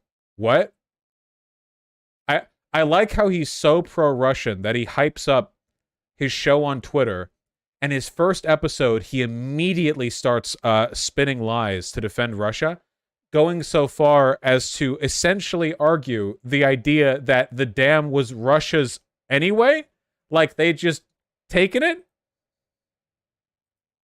Bill Kristol, the man who once told us that Saddam Hussein was responsible for 9/11, immediately denounced Putin as a war criminal and even more savagely compared him to Donald Trump. The rest of the pundit class made similar, clearly coordinated noises. Putin did it! Putin did it! And their reasoning was simple. Putin is evil, and evil people do evil things purely for the dark joy of being evil. In this specific case, Putin attacked. I mean, the funny, like, I could argue that they did it to try to, like, impede a counteroffensive, but in this case, that's literally Russian doctrine. So, yeah, that's actually, yeah, no, that you don't need to, like, well, actually, that is actually completely true. Himself, which is the most evil thing you can do, and therefore perfectly in character for a man that evil. That was their explanation. No one who's paid to cover these things seemed to entertain even the possibility it could have been the Ukrainians who did it. No chance of that. Ukraine, as you may have heard, is led by a man called Zelensky. And we can say for a dead certain fact... I think the thing that bothers me the most about watching Tucker is the fact that he basically does baby talk. Like, the way he talks and the way he structures his segments, perfect for the IQ of a conservative, is he does this, no, do they say this? But no, like, everything he says is so overacted and so deliberately led to the conclusion that he's meant to get you to arrive at. There's not even, like, a pretense of, well, think about this for a second. And it always has to be dressed in this, you know, everyone, the media, the mainstream, everyone is just, it's fun. The funny thing is like, he is mocking the mainstream for calling Putin evil when that's the only explanation he has for how everyone but him discusses issues. Like, every segment of Tucker Carlson's is him going, basically, literally everyone is lying to you about everything all the time because they're evil. And you can tell that they're lying to you because it's ridiculous that Putin would be evil. You know? It's broken conspiracy brain shit. Yeah, but it goes beyond that because it's not actually discussing conspiracies. It's more like the aesthetic or like the diet flavor of conspiracies, you know? It's conspiracism that's been distilled and put in another drink. It's not actual conspiracism because he's not actually suggesting a conspiracy. He's just, you know, gesturing at one. That he was not involved. He couldn't have been. Zelensky is too decent for terrorism. Now, you see him on television, and it's true you might form a different impression. Sweaty and rat-like. Wow! Holy shit! To a Jew. Wow, okay. Well, that's pretty straightforward. Damn, that's crazy. Yeah, tell us how you really feel. Couldn't do that on Fox. Truly incredible stuff.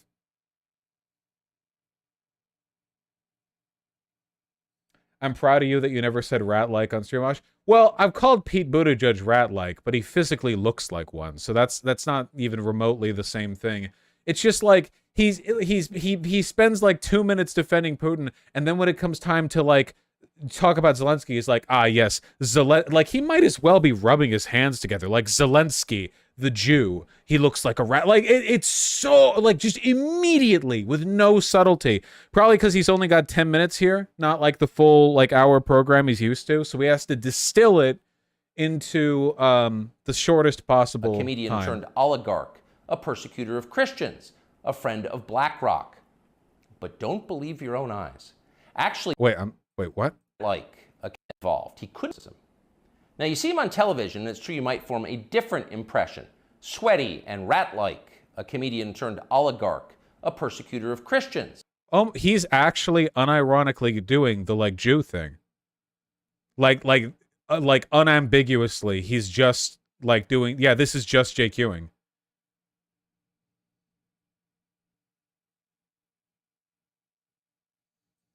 A friend of BlackRock. But don't believe your own eyes. Actually, Mr. Zelensky is a very good man. The best, really. As George W. Bush once noted, he is our generation's Winston Churchill. Of all the people in the world, our shifty, dead-eyed Ukrainian friend in the tracksuit is uniquely incapable of blowing up a dam. He's literally a living saint, a man in whom there is no sin. That's why Lindsey Graham is so attracted to him. They're just two good people, hanging out together and being good. And like all good people, when they meet in person, they spend a lot of time talking about killing people and laughing like friends do. Here's the pair last week. He literally is just saying over and over again, like, dirty Jew, dirty Jew. It's actually kind of insane. Yeah, like he's not even he's not talking about anything other than like listing the adjectives that a JQer would. That's pretty crazy. Free or die. Free or die. Now you are free. Yes. And we will be. And the Russians are dying.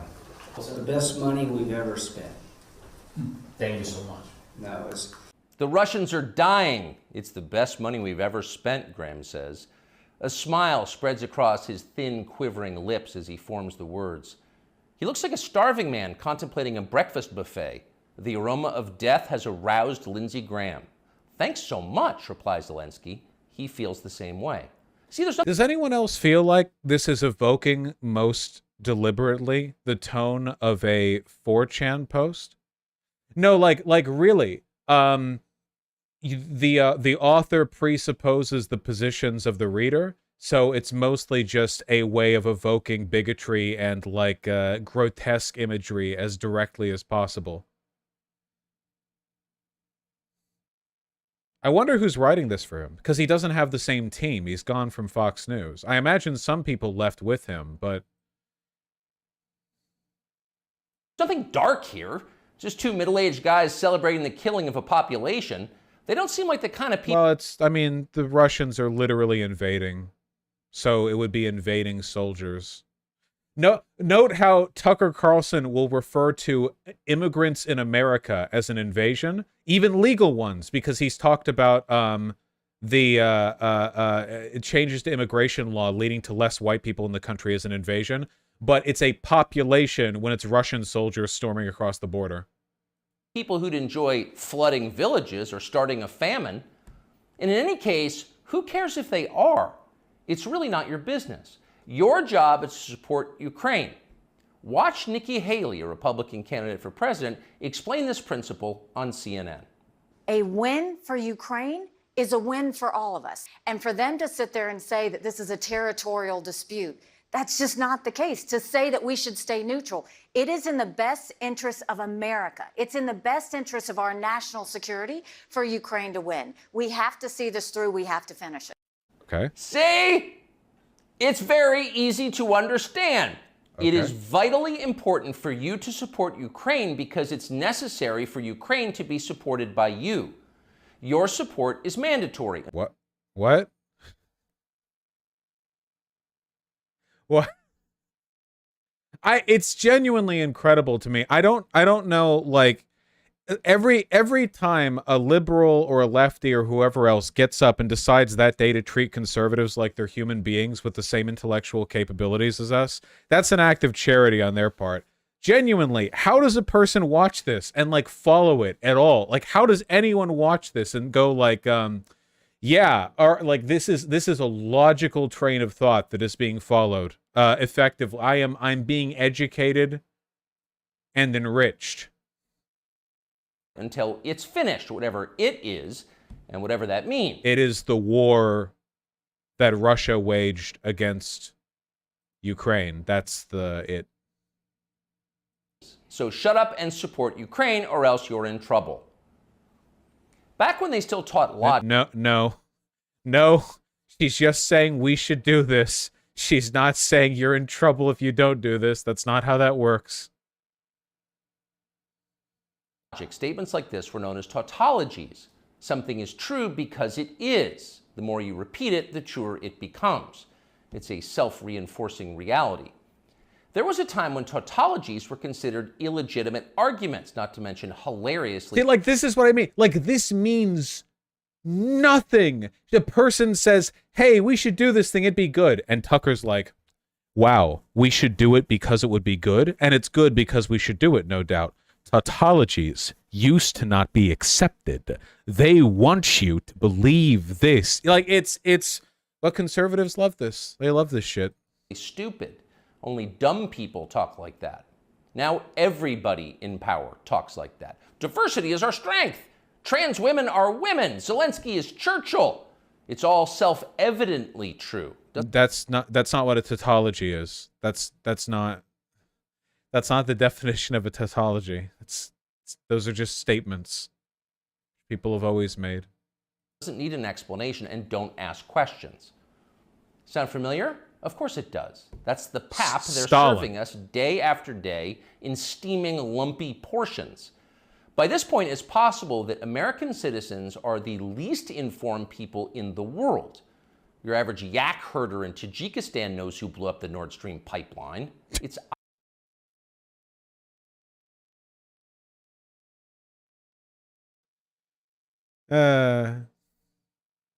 Is that so? Average what? Average yak herder. obvious. Does he think some skinny dude in a dress is actually a girl? Come on. That idea would never occur to him. You've got to be lied to at If it was 15 years ago, Tucker Carlson would be earnestly arguing that a goat herder in Tajikistan would probably think that his own goat is a woman and a viable sexual partner, or at least an Afghani,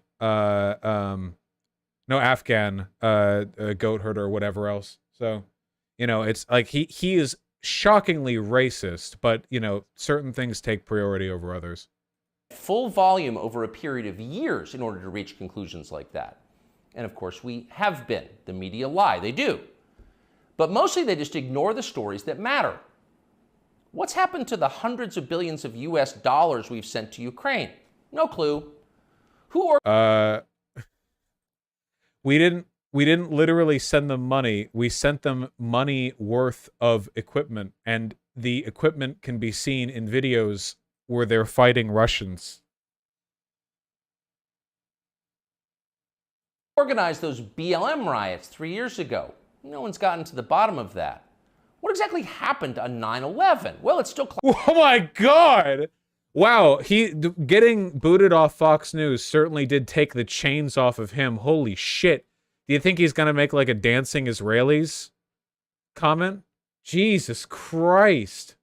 All right, that bumps it up.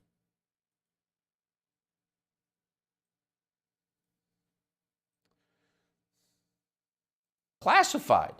How did Jeffrey Epstein make all that money? How did he die? How about JFK? And so endlessly on. JFK?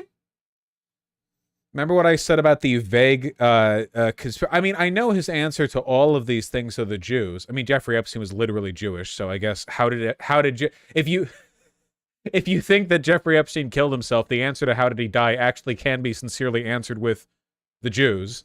Besides that, though, yeah, it's all completely unhinged.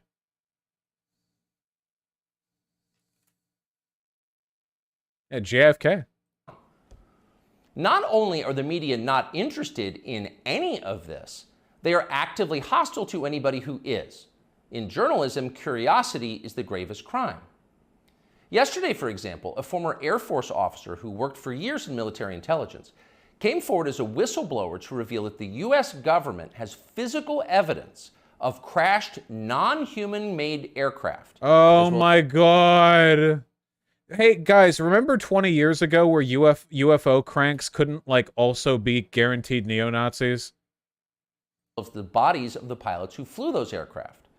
The Pentagon has spent decades studying these otherworldly remains in order to build more technologically advanced weapons systems. Okay, that's what the former intel officer revealed, and it was clear he was telling the truth. In other words, UFOs are actually real, and apparently so is extraterrestrial life. Now we know. In a normal country, this news would qualify as a bombshell. So I'll do the UFO thing next, but like, obviously it's not. Yeah. The story of the millennium, but in our country, it doesn't. The whistleblower's account ran on a technology website called The Debrief, which you've probably never heard of. The Washington Post had that story, but decided not to run it. The New York Times, meanwhile, just pretended it never happened. On the front page of the New York Times website this morning, there were 5 stories about Ukraine, as well as 4 stories apiece about Donald Trump, trans people, and climate change, the usual lineup. There was nothing at all about how an alien species is flying hypersonic aircraft over our cities. So what's interesting is that I guarantee you the script, like the teleprompter that he's reading from, all of this bit we're listening to right now, this was pre-written, and they added the damn part at the beginning, you know? Which, like, I guess allowed them to segue into calling Zelensky a dirty Jew sooner. What is he even talking about, man? Like I said, this is... Okay, I genuinely feel like Tucker Carlson and Alex Jones are both the, like, forefront runners of Nazi esotericism, where it's Nazism, but the point of it is to bury it in so much, like, weird existentialist question everything nonsense that to some people it comes across as something which it is not, you know? I mean, it's always jibber jabber, but, like, Jesus. The funny thing is that religiously devout people actually tend to, like, vehemently deny the existence of aliens because it brings up really inconvenient questions about, like, divinity, because Jesus Christ was a human on Earth who died and was resurrected here. So you kind of either have to start making arguments about how Jesus had to appear to other planets, or other entire species are doomed to hell, or they don't even get to participate, which would kind of imply that God doesn't control all living things, which is which is like blasphemy. As generally religious people don't think, like, they think we're at the center of the universe, but it doesn't matter, right? Like,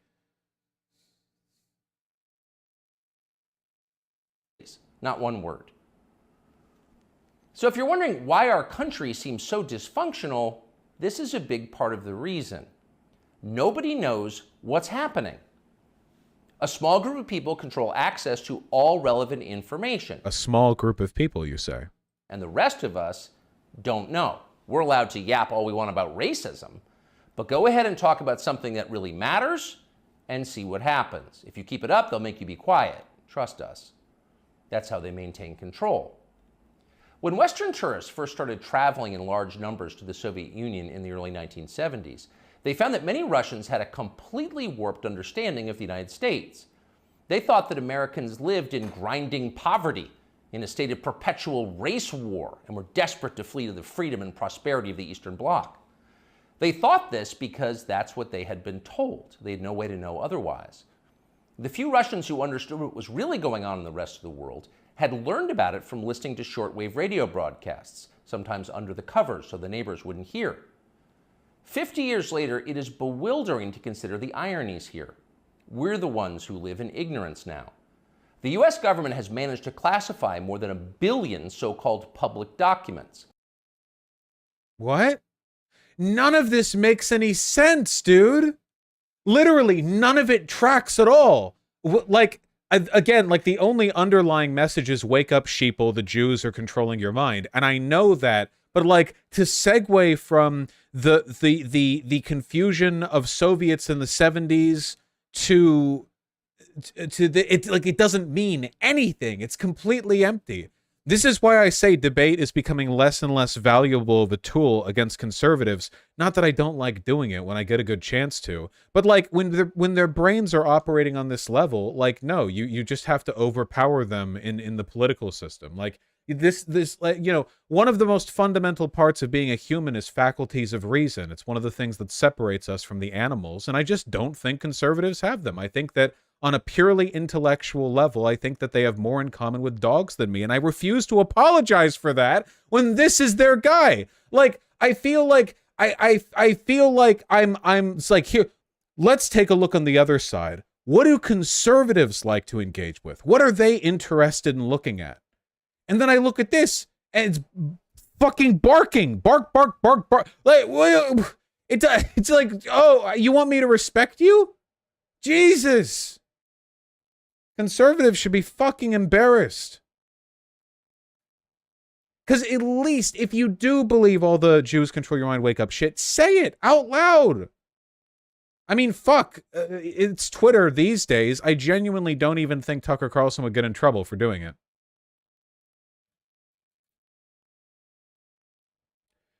I don't know how Tucker's viewership even enjoys him. Yeah, and on a purely aesthetic level, he comes across as like a whiny, like, effete annoying, privileged, like wears a bow tie to work, which he literally did. You know, Ponzi rich boy. Like he doesn't come across as relatable. He comes across kind of like an annoying dork. Very patronizing too. So at this point, we can't possibly know what our leaders are doing. We're not allowed to know. By definition, that is not a democracy. Yet it's fine with the media.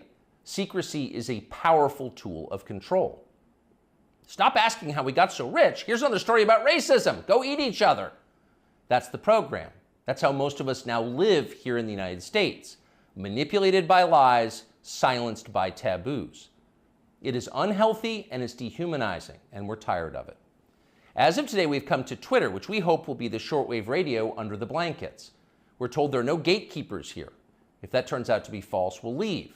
But in the meantime, we are grateful to be here. We'll be back with much more very soon. Okay, cool. So the first episode was literally just the dirty Jews control you, and also wake up, sheeple. All right. Do you want to see a Daily Wire debate on UFOs? No.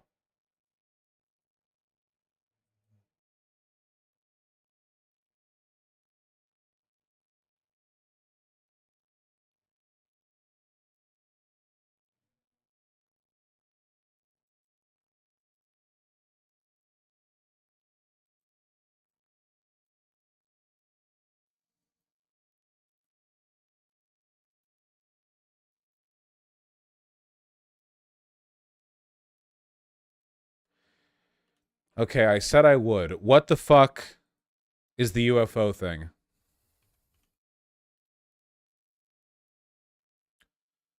Military whistleblower goes public with claims U.S. has secret UFO retrieval. Okay, what is this? Just really quick.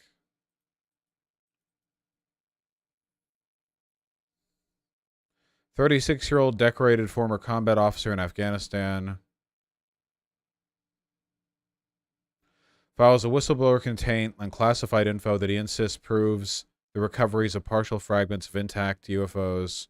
The recoveries have been determined through analysis to be of exotic origin based on the vehicle morphologies and material science testing and the possession of unique atomic arrangements and radiological signatures," Grush said.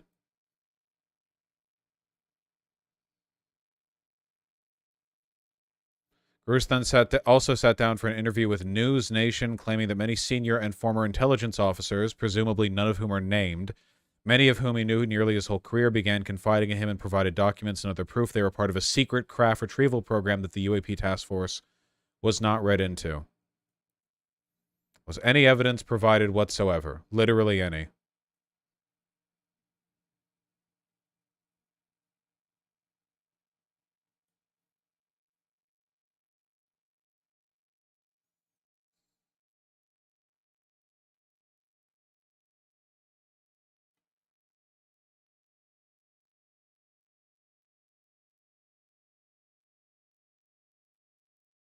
No.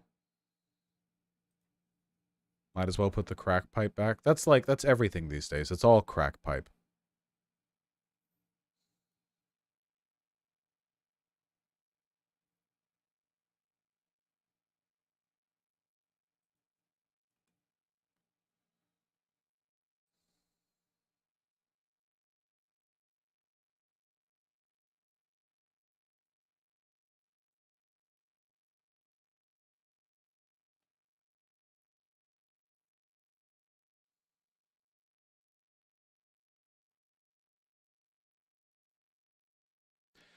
Yep. Complete waste of time. There's literally nothing to look into here. It's the same story as ever. It's always the same fucking thing every single fucking time. It's always the same story, which is somebody has no evidence, but they do have some like adjacent position. They decide they can make a fuck ton of money by grifting attention.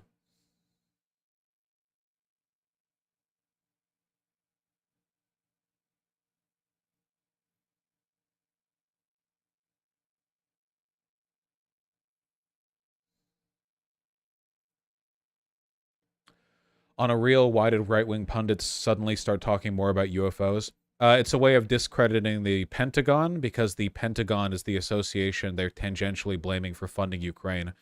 I'm not joking. It's not a coincidence that, like, the far right has been totally fucking okay with military spending forever and ever, and then we suddenly start to use a portion of our enormous military budget fighting fascism by providing Ukraine weapons, and then all of a sudden everybody's talking about how the government and the Pentagon are hiding shit from you with their UFOs, and what are they hiding from you? It's the Jews, blah blah blah blah blah. I mean, it all feeds into the anti-Semitism stuff, so it fits anyway. Conspiracism always leads to anti-Semitism. That's the end fucking state.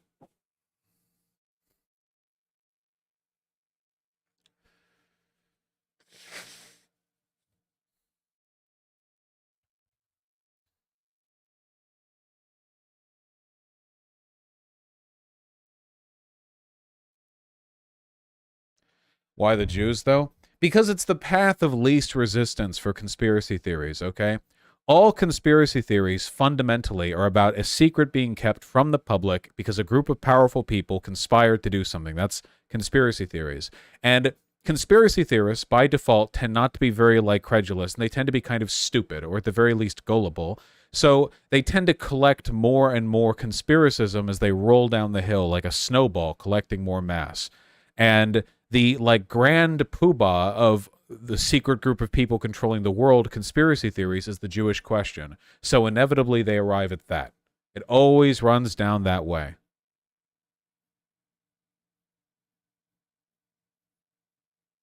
Thoughts on Tim Scott's rhetoric? I don't know what you're talking about, and stop saying that. Stop asking me questions. Any questions at all. Stop.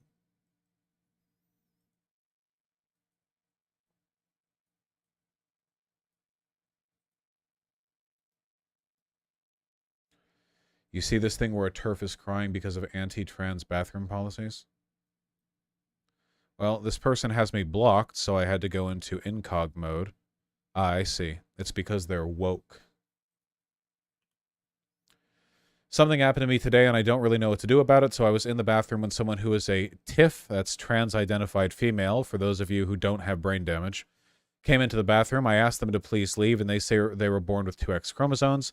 They said they were instructed to use the ladies' restroom because they were born a woman but transitioned later in life or something. But I swear to God, this person looks so weird, like they look super masculine, they have a beard and everything. Fucking first time meeting a trans guy. I talked with the upper management, but they said that that's where they have to pee because they were born a woman. They're still marked as a woman in their certificate. Now I feel uncomfortable. What should I do? Oh, here we just have a picture of someone. By the way, this is what they look like, but they looked something kind of like this. I'm showing you this picture so you get an idea of what I was looking at. She didn't look like a girl at all anymore. I don't know what to do. We both work together. Damn,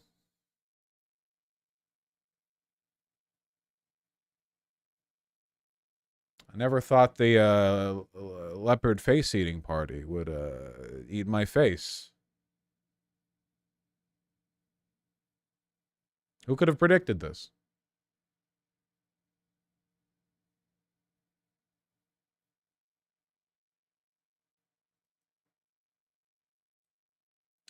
Keto25, you linked this video last stream too. Stop doing it. I said last stream that I wasn't going to cover it. It's an 8-month-old video with 45k views.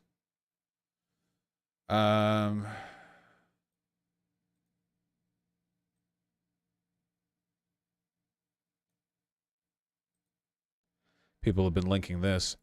Violent far-right anti-LGBTQ extremists viciously attacked LGBTQ parents outside of a Glendale CA school board meeting about recognizing June as Pride Month. As usual, the police are helping the terrorists. Really? Would they do that?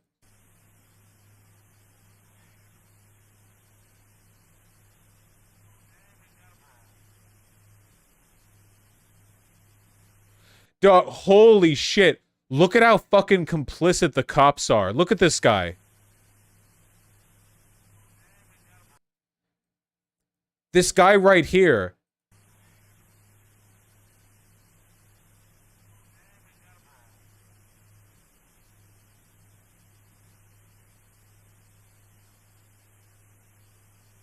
If that person had pink hair, they would have been shot immediately.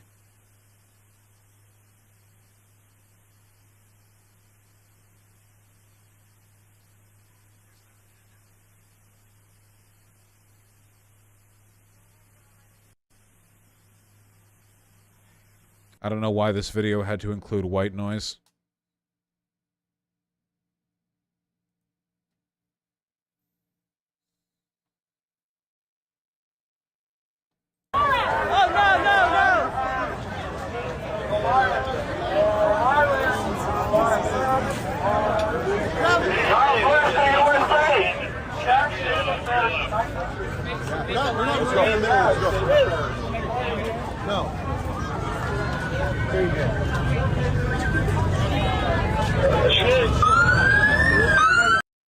Neat. Proud Boys were there.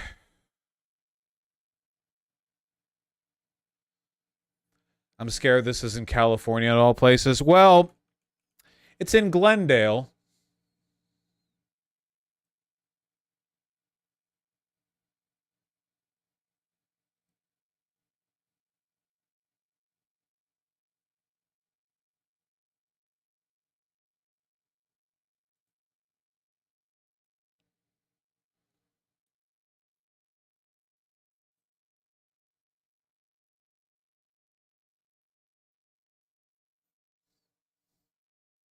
No Fed posting in chat. I'll ban your ass.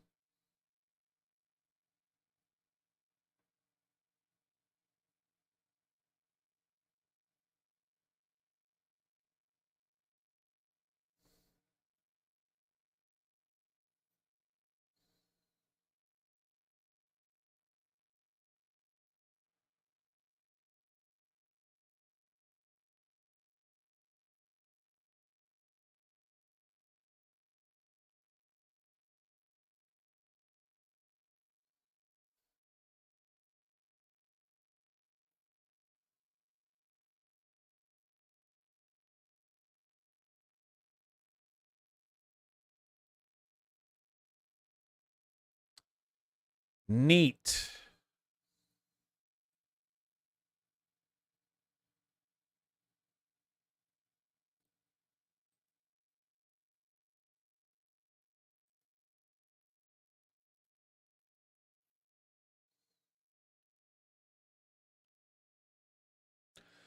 Honestly, right now is pretty bad in Alhambra. Yeah, well, I mean, a lot of people are still sleeping on this. A lot of people left of center don't seem to understand like how close we are to the cliff's edge. In a purely numerical sense, the number of people who would turn out for a pride parade are many, many, many times greater than the number of people that would turn out to fight against a pride parade. Just purely, like, if you just got people out there just in numbers wise, you know? It's a matter of energy and direction, more so than anything else.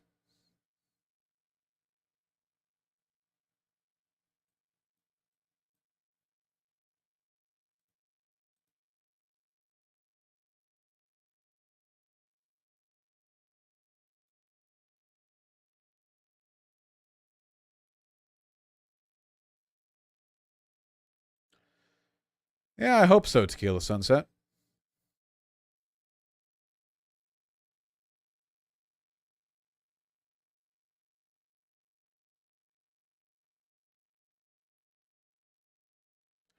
Can we watch the Destiny debate with Cenk Uygur? No.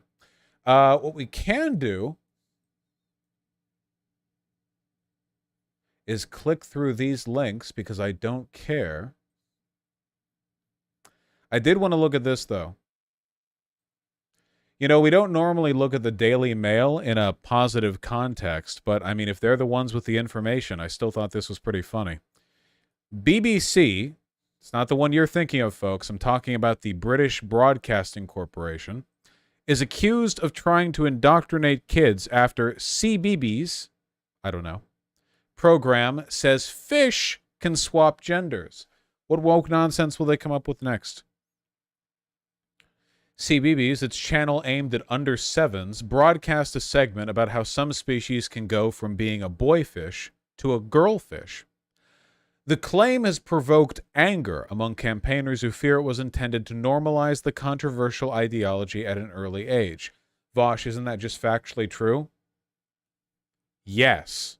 Well, fish don't have gender, they have sex, but because the right says that gender and sex are the same, then yes, it is true. And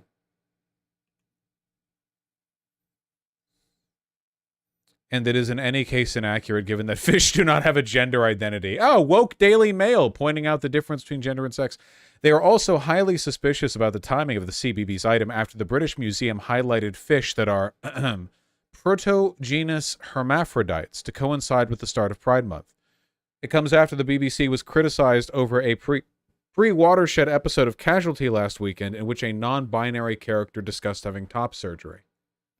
So this is apparently what the show looks like. I can't play it because copyright, but, you know. As hermaphrodites, clownfish, pictured from the show, you know, that's so fitting because I also think that the trans people being annoying and bottom posting on my timeline are clowns. So it fits that clownfish would be hermaphrodites. Are born with both sets of reproductive organs that can change from male to female if the alpha female of their group dies. Well, isn't that crazy? The Safe School Alliance, which is campaigning against inappropriate sex education lessons, said, quote, CBBS indoctrinating toddlers into the ideological concept of changing from a boy to a girl. BBC send in the clownfish for Pride Month to target children with the clownfish, and yet again fail in their safeguarding responsibility. Twitter user Sion Jones, who spotted the segment, said, quote, the fact that there's clearly been a meeting where this was discussed in terms of trans, but they've also tried to maintain the plausible deniability of it's just a fun fact about fish is extremely disappointing. So, obviously this is funny because they're anti-science and they hate the natural world and they spite God's creations because they hate trans people so much. But I think this is also kind of like a chilling reminder of what fascism does to the brain. Reactionary politics does not just include, let's say, for example, that the reactionaries win and trans people are all forced back in the closet. This is already terrible, right? But keeping trans people repressed, keeping them in the closet, keeping them silent or dead requires active ideological policing. It's not enough. You don't just stop once that's done, right? Like, now you have to think, okay, in order for us to keep this status quo that we have forced into existence, we now have to maintain it by preventing children from even encountering the concept. You know, a good example of this is when you look at like far-right groups, they tend to be opposed to any media which seems to be in favor of diversity as a concept. It doesn't matter whether the diversity is in fantasy or science fiction worlds. It doesn't matter whether or not it has anything to do with race. It could be like any kinds of differences. In reality, all ideologies, including like Nazism, support some degree of diversity if you widen the goalpost of diversity to include like any differences between people, you know, men and women, people who are slightly different heights, right? So it's like, okay, so the concept of diversity isn't a fundamental evil to any group, just depends on what kind of diversity you're talking about. But they wouldn't even tolerate a story about a bunch of snooty tall people learning to realize that they could get along with a short person. Does that sound crazy to you? Am I being understood right now? Because I'm right. You've seen conservatives freak out over stuff like this, haven't you? Get angry at the concept of inclusion, like at all, you know, even in areas where theoretically nobody should take issue with it. This is the threat that reactionary politics pose. It's why they're anti-freedom. It's why they have to force this ideology, because they need to maintain a state of ignorance where you can't even encounter these ideas. And that's what they're doing. Because the thing is, this person, Sion Jones on Twitter, they could be correct. They may or may not have been trying to sneak in a little pro-trans thing with the fish. But here's the thing. You'll never know. And because you'll never know, that means that in their world, you never get to learn about hermaphroditic fish. You don't get to. Because it's always possible that the reason the person is telling you is because they're secretly trying to give you a positive message about trans people. The only way to maintain the reactionary worldview is through complete hegemonic ideological control. It's the only way. And I don't know, it seems kind of bad in my personal opinion.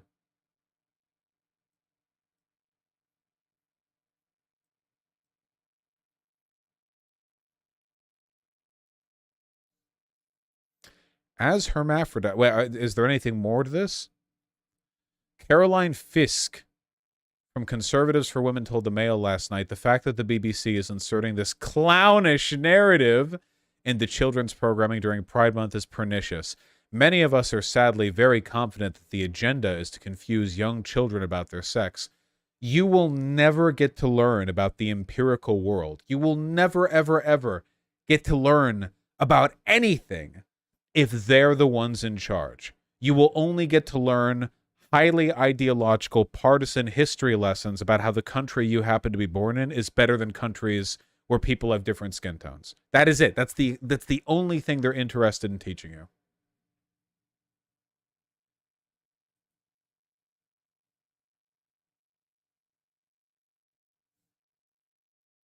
Wait, so The Giver? Isn't The Giver one of the most, like, banned books? Don't conservatives not like The Giver? Because it's literally about empathy. The whole point of The Giver is about empathy, and empathy, like, extending beyond the reach of you know, authoritarian governance. I thought it was reactionary. Is The Giver reactionary?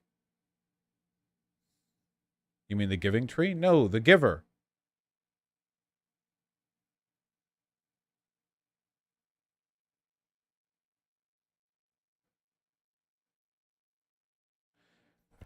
The Giver is a reactionary. What are you guys talking about? What are you people saying? You know what? No more.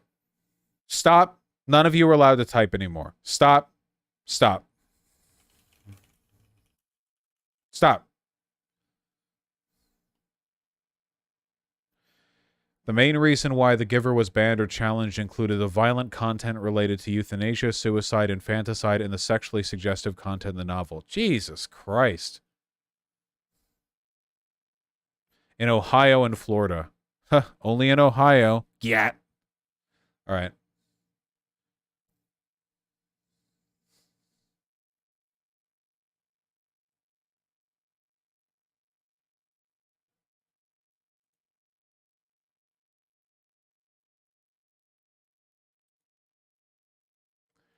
I do not believe this is what people wanted. Dude, this game's going to be shit. The only people who are going to buy this game are frothing at the mouth white supremacists who desperately need to hold on to the belief that they civilized Mesoamerica, despite introducing the entire fucking transatlantic slave trade to it. And subjecting it to, like, the worst plantation slave farming conditions, like, fucking ever recorded. This game looks dumb as shit. It's not even going to be, like, a good game. Also, they didn't even fucking spell this correctly. Fight the caste of sacrifice-making priests. This is being drummed up in, like, Unity or Unreal 4 for like $5. It's banking entirely off of controversy.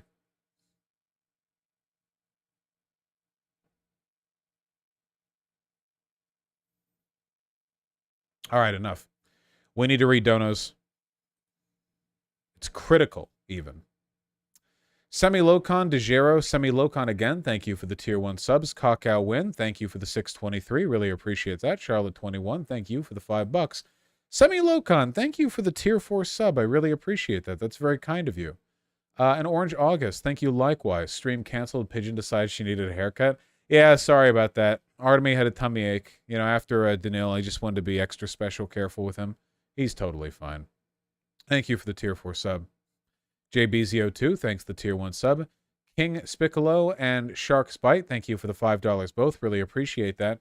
Shark's Bite, congratulations on getting back into college as a 31-year-old. It's never too late for college, even if college generally sucks, you know.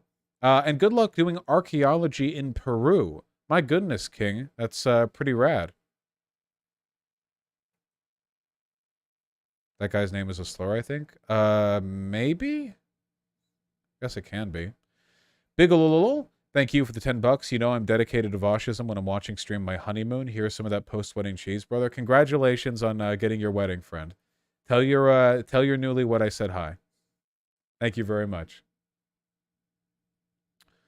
Audie Glow and Jimmy the Kid, thank you for the $5 both. Good luck in deployment, Jimmy. And happy to keep you company while your spouse is away, Audie Glow. I do this for many such people. World Eater Faye, thank you so much for the incredibly kind $100 donation. My goodness. Really, really appreciate that. Thank you. Oh, you know what I could do to be a cunt? I'm going to hit this ad button. Nice. Got insurance money after a car accident almost 2 years ago. Guess I'll celebrate by giving Voosh some money. Thank you so much for the $100. I'm very sorry about the car accident. I hope that you have not suffered any lasting injuries. That would be bad. I mean, it's all bad, you know. OS Crane, thanks to the Tier 1 sub. I hope that your life fixing up's been going well, friend.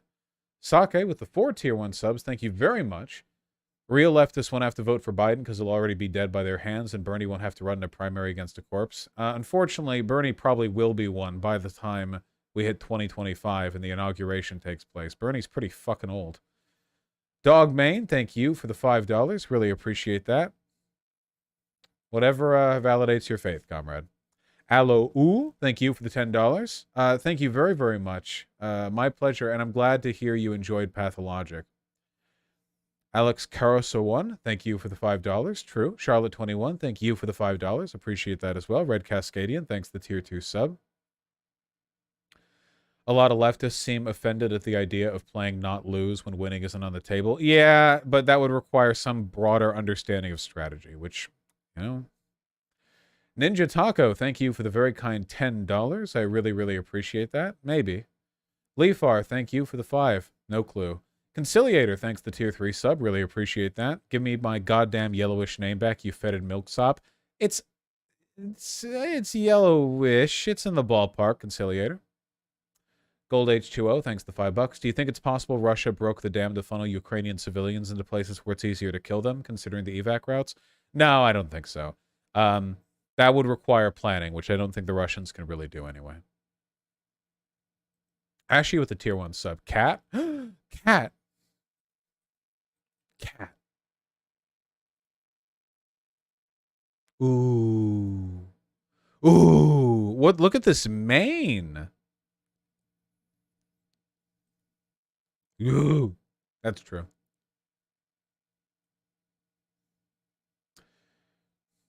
The Atheist Brony 420, thank you for the $5. Yeah, true. Zelensky has a right to be sweaty. Geralt of Boring Trivia, thanks to the Tier 1 sub. Ramstein got accused of sexual assault. I mean, they're a band, so yeah. It is, you know, the band yearns for the underaged sexual assault. You know, they can't help themselves. That's what all bands do. All musicians do this. I mean, they've been accused. I don't know if they're true or not. Just musicians do like to do that.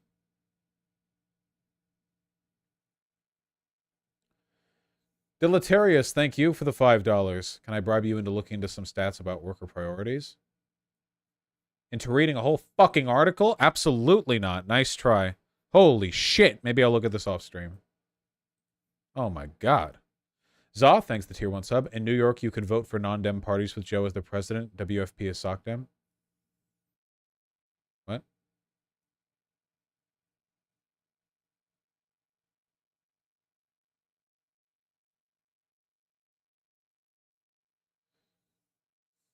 Yeah, I don't know how the New York system specifically works. I can't get it up, thanks to $5. Did you see that Sammamish City Planning Commissioner Wasim Faid said LGBT people should not be included as protected minorities? He used his faith as shield. I did not see that, but people sure do love saying shit like that with faith as their shield. Sake with the 4 Tier 1 subs. Vosh when he plays MGS.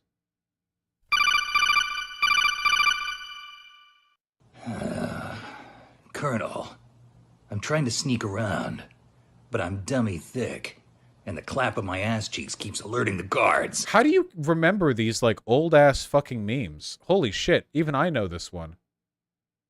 That is true, though. Paladin 7 with the $5. Vosh, the People's Party only has ballot access in Florida. Ah, nice. Wonder if they'll even keep it up to 2024.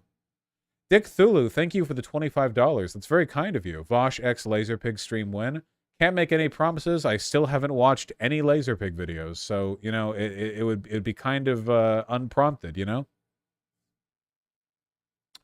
Burry, thank you for the 5. Cons are indeed Satanists. Queen Slut, thank you for the $10. Charlie with short hair feels terrifying. Well, he just had it back, I think. Lance Lee, thank you for the $2. Very true. Randy, thank you for the 10 and the 5. Thank you very much. Oh yeah, of course. Guys, the world's #1 stummy ache survivor.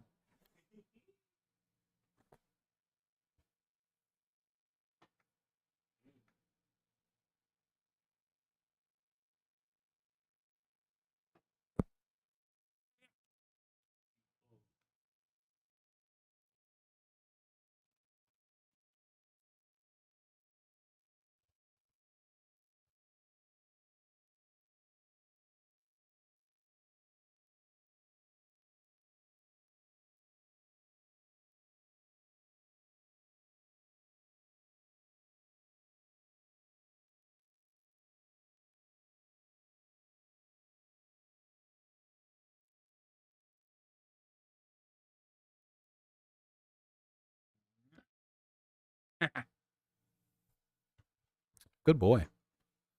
Randy with the 10 and 5. Thank you. Yavash, Biden cucked in the debt ceiling. Now millions will be taken off food stamps. I'm so sick of this country. Democrats compromised when they didn't need to. Yeah, it's pretty fucked. I got to talk about that tomorrow. I leave for 3 days, and I've got so much politics to cover. Piano Gunter, thank you for the $2. I don't feel good about it. Beardman at the $5. You cannot convince me Artemy was not constipated. He might have been. That can also cause tummy ache. Why are you leaving? Because I have to end at 10. But I'll be streaming tomorrow morning. I promise I won't cancel it. I promise. I promise. Oh, my God. Well, we covered a lot of politics here, folks. Honest to God, rushing through all the politics really tires me out. I think the main thing that tires me out is the Tucker Carlson thing, because that just... It's just it's so tediously consistent. Also, man, with the Jew posting, Jesus Christ, you know. I think that I'm going to host. Somebody said Demon Mama's live. We haven't hosted Demon Mama in ages. I'm going to host Demon Mama.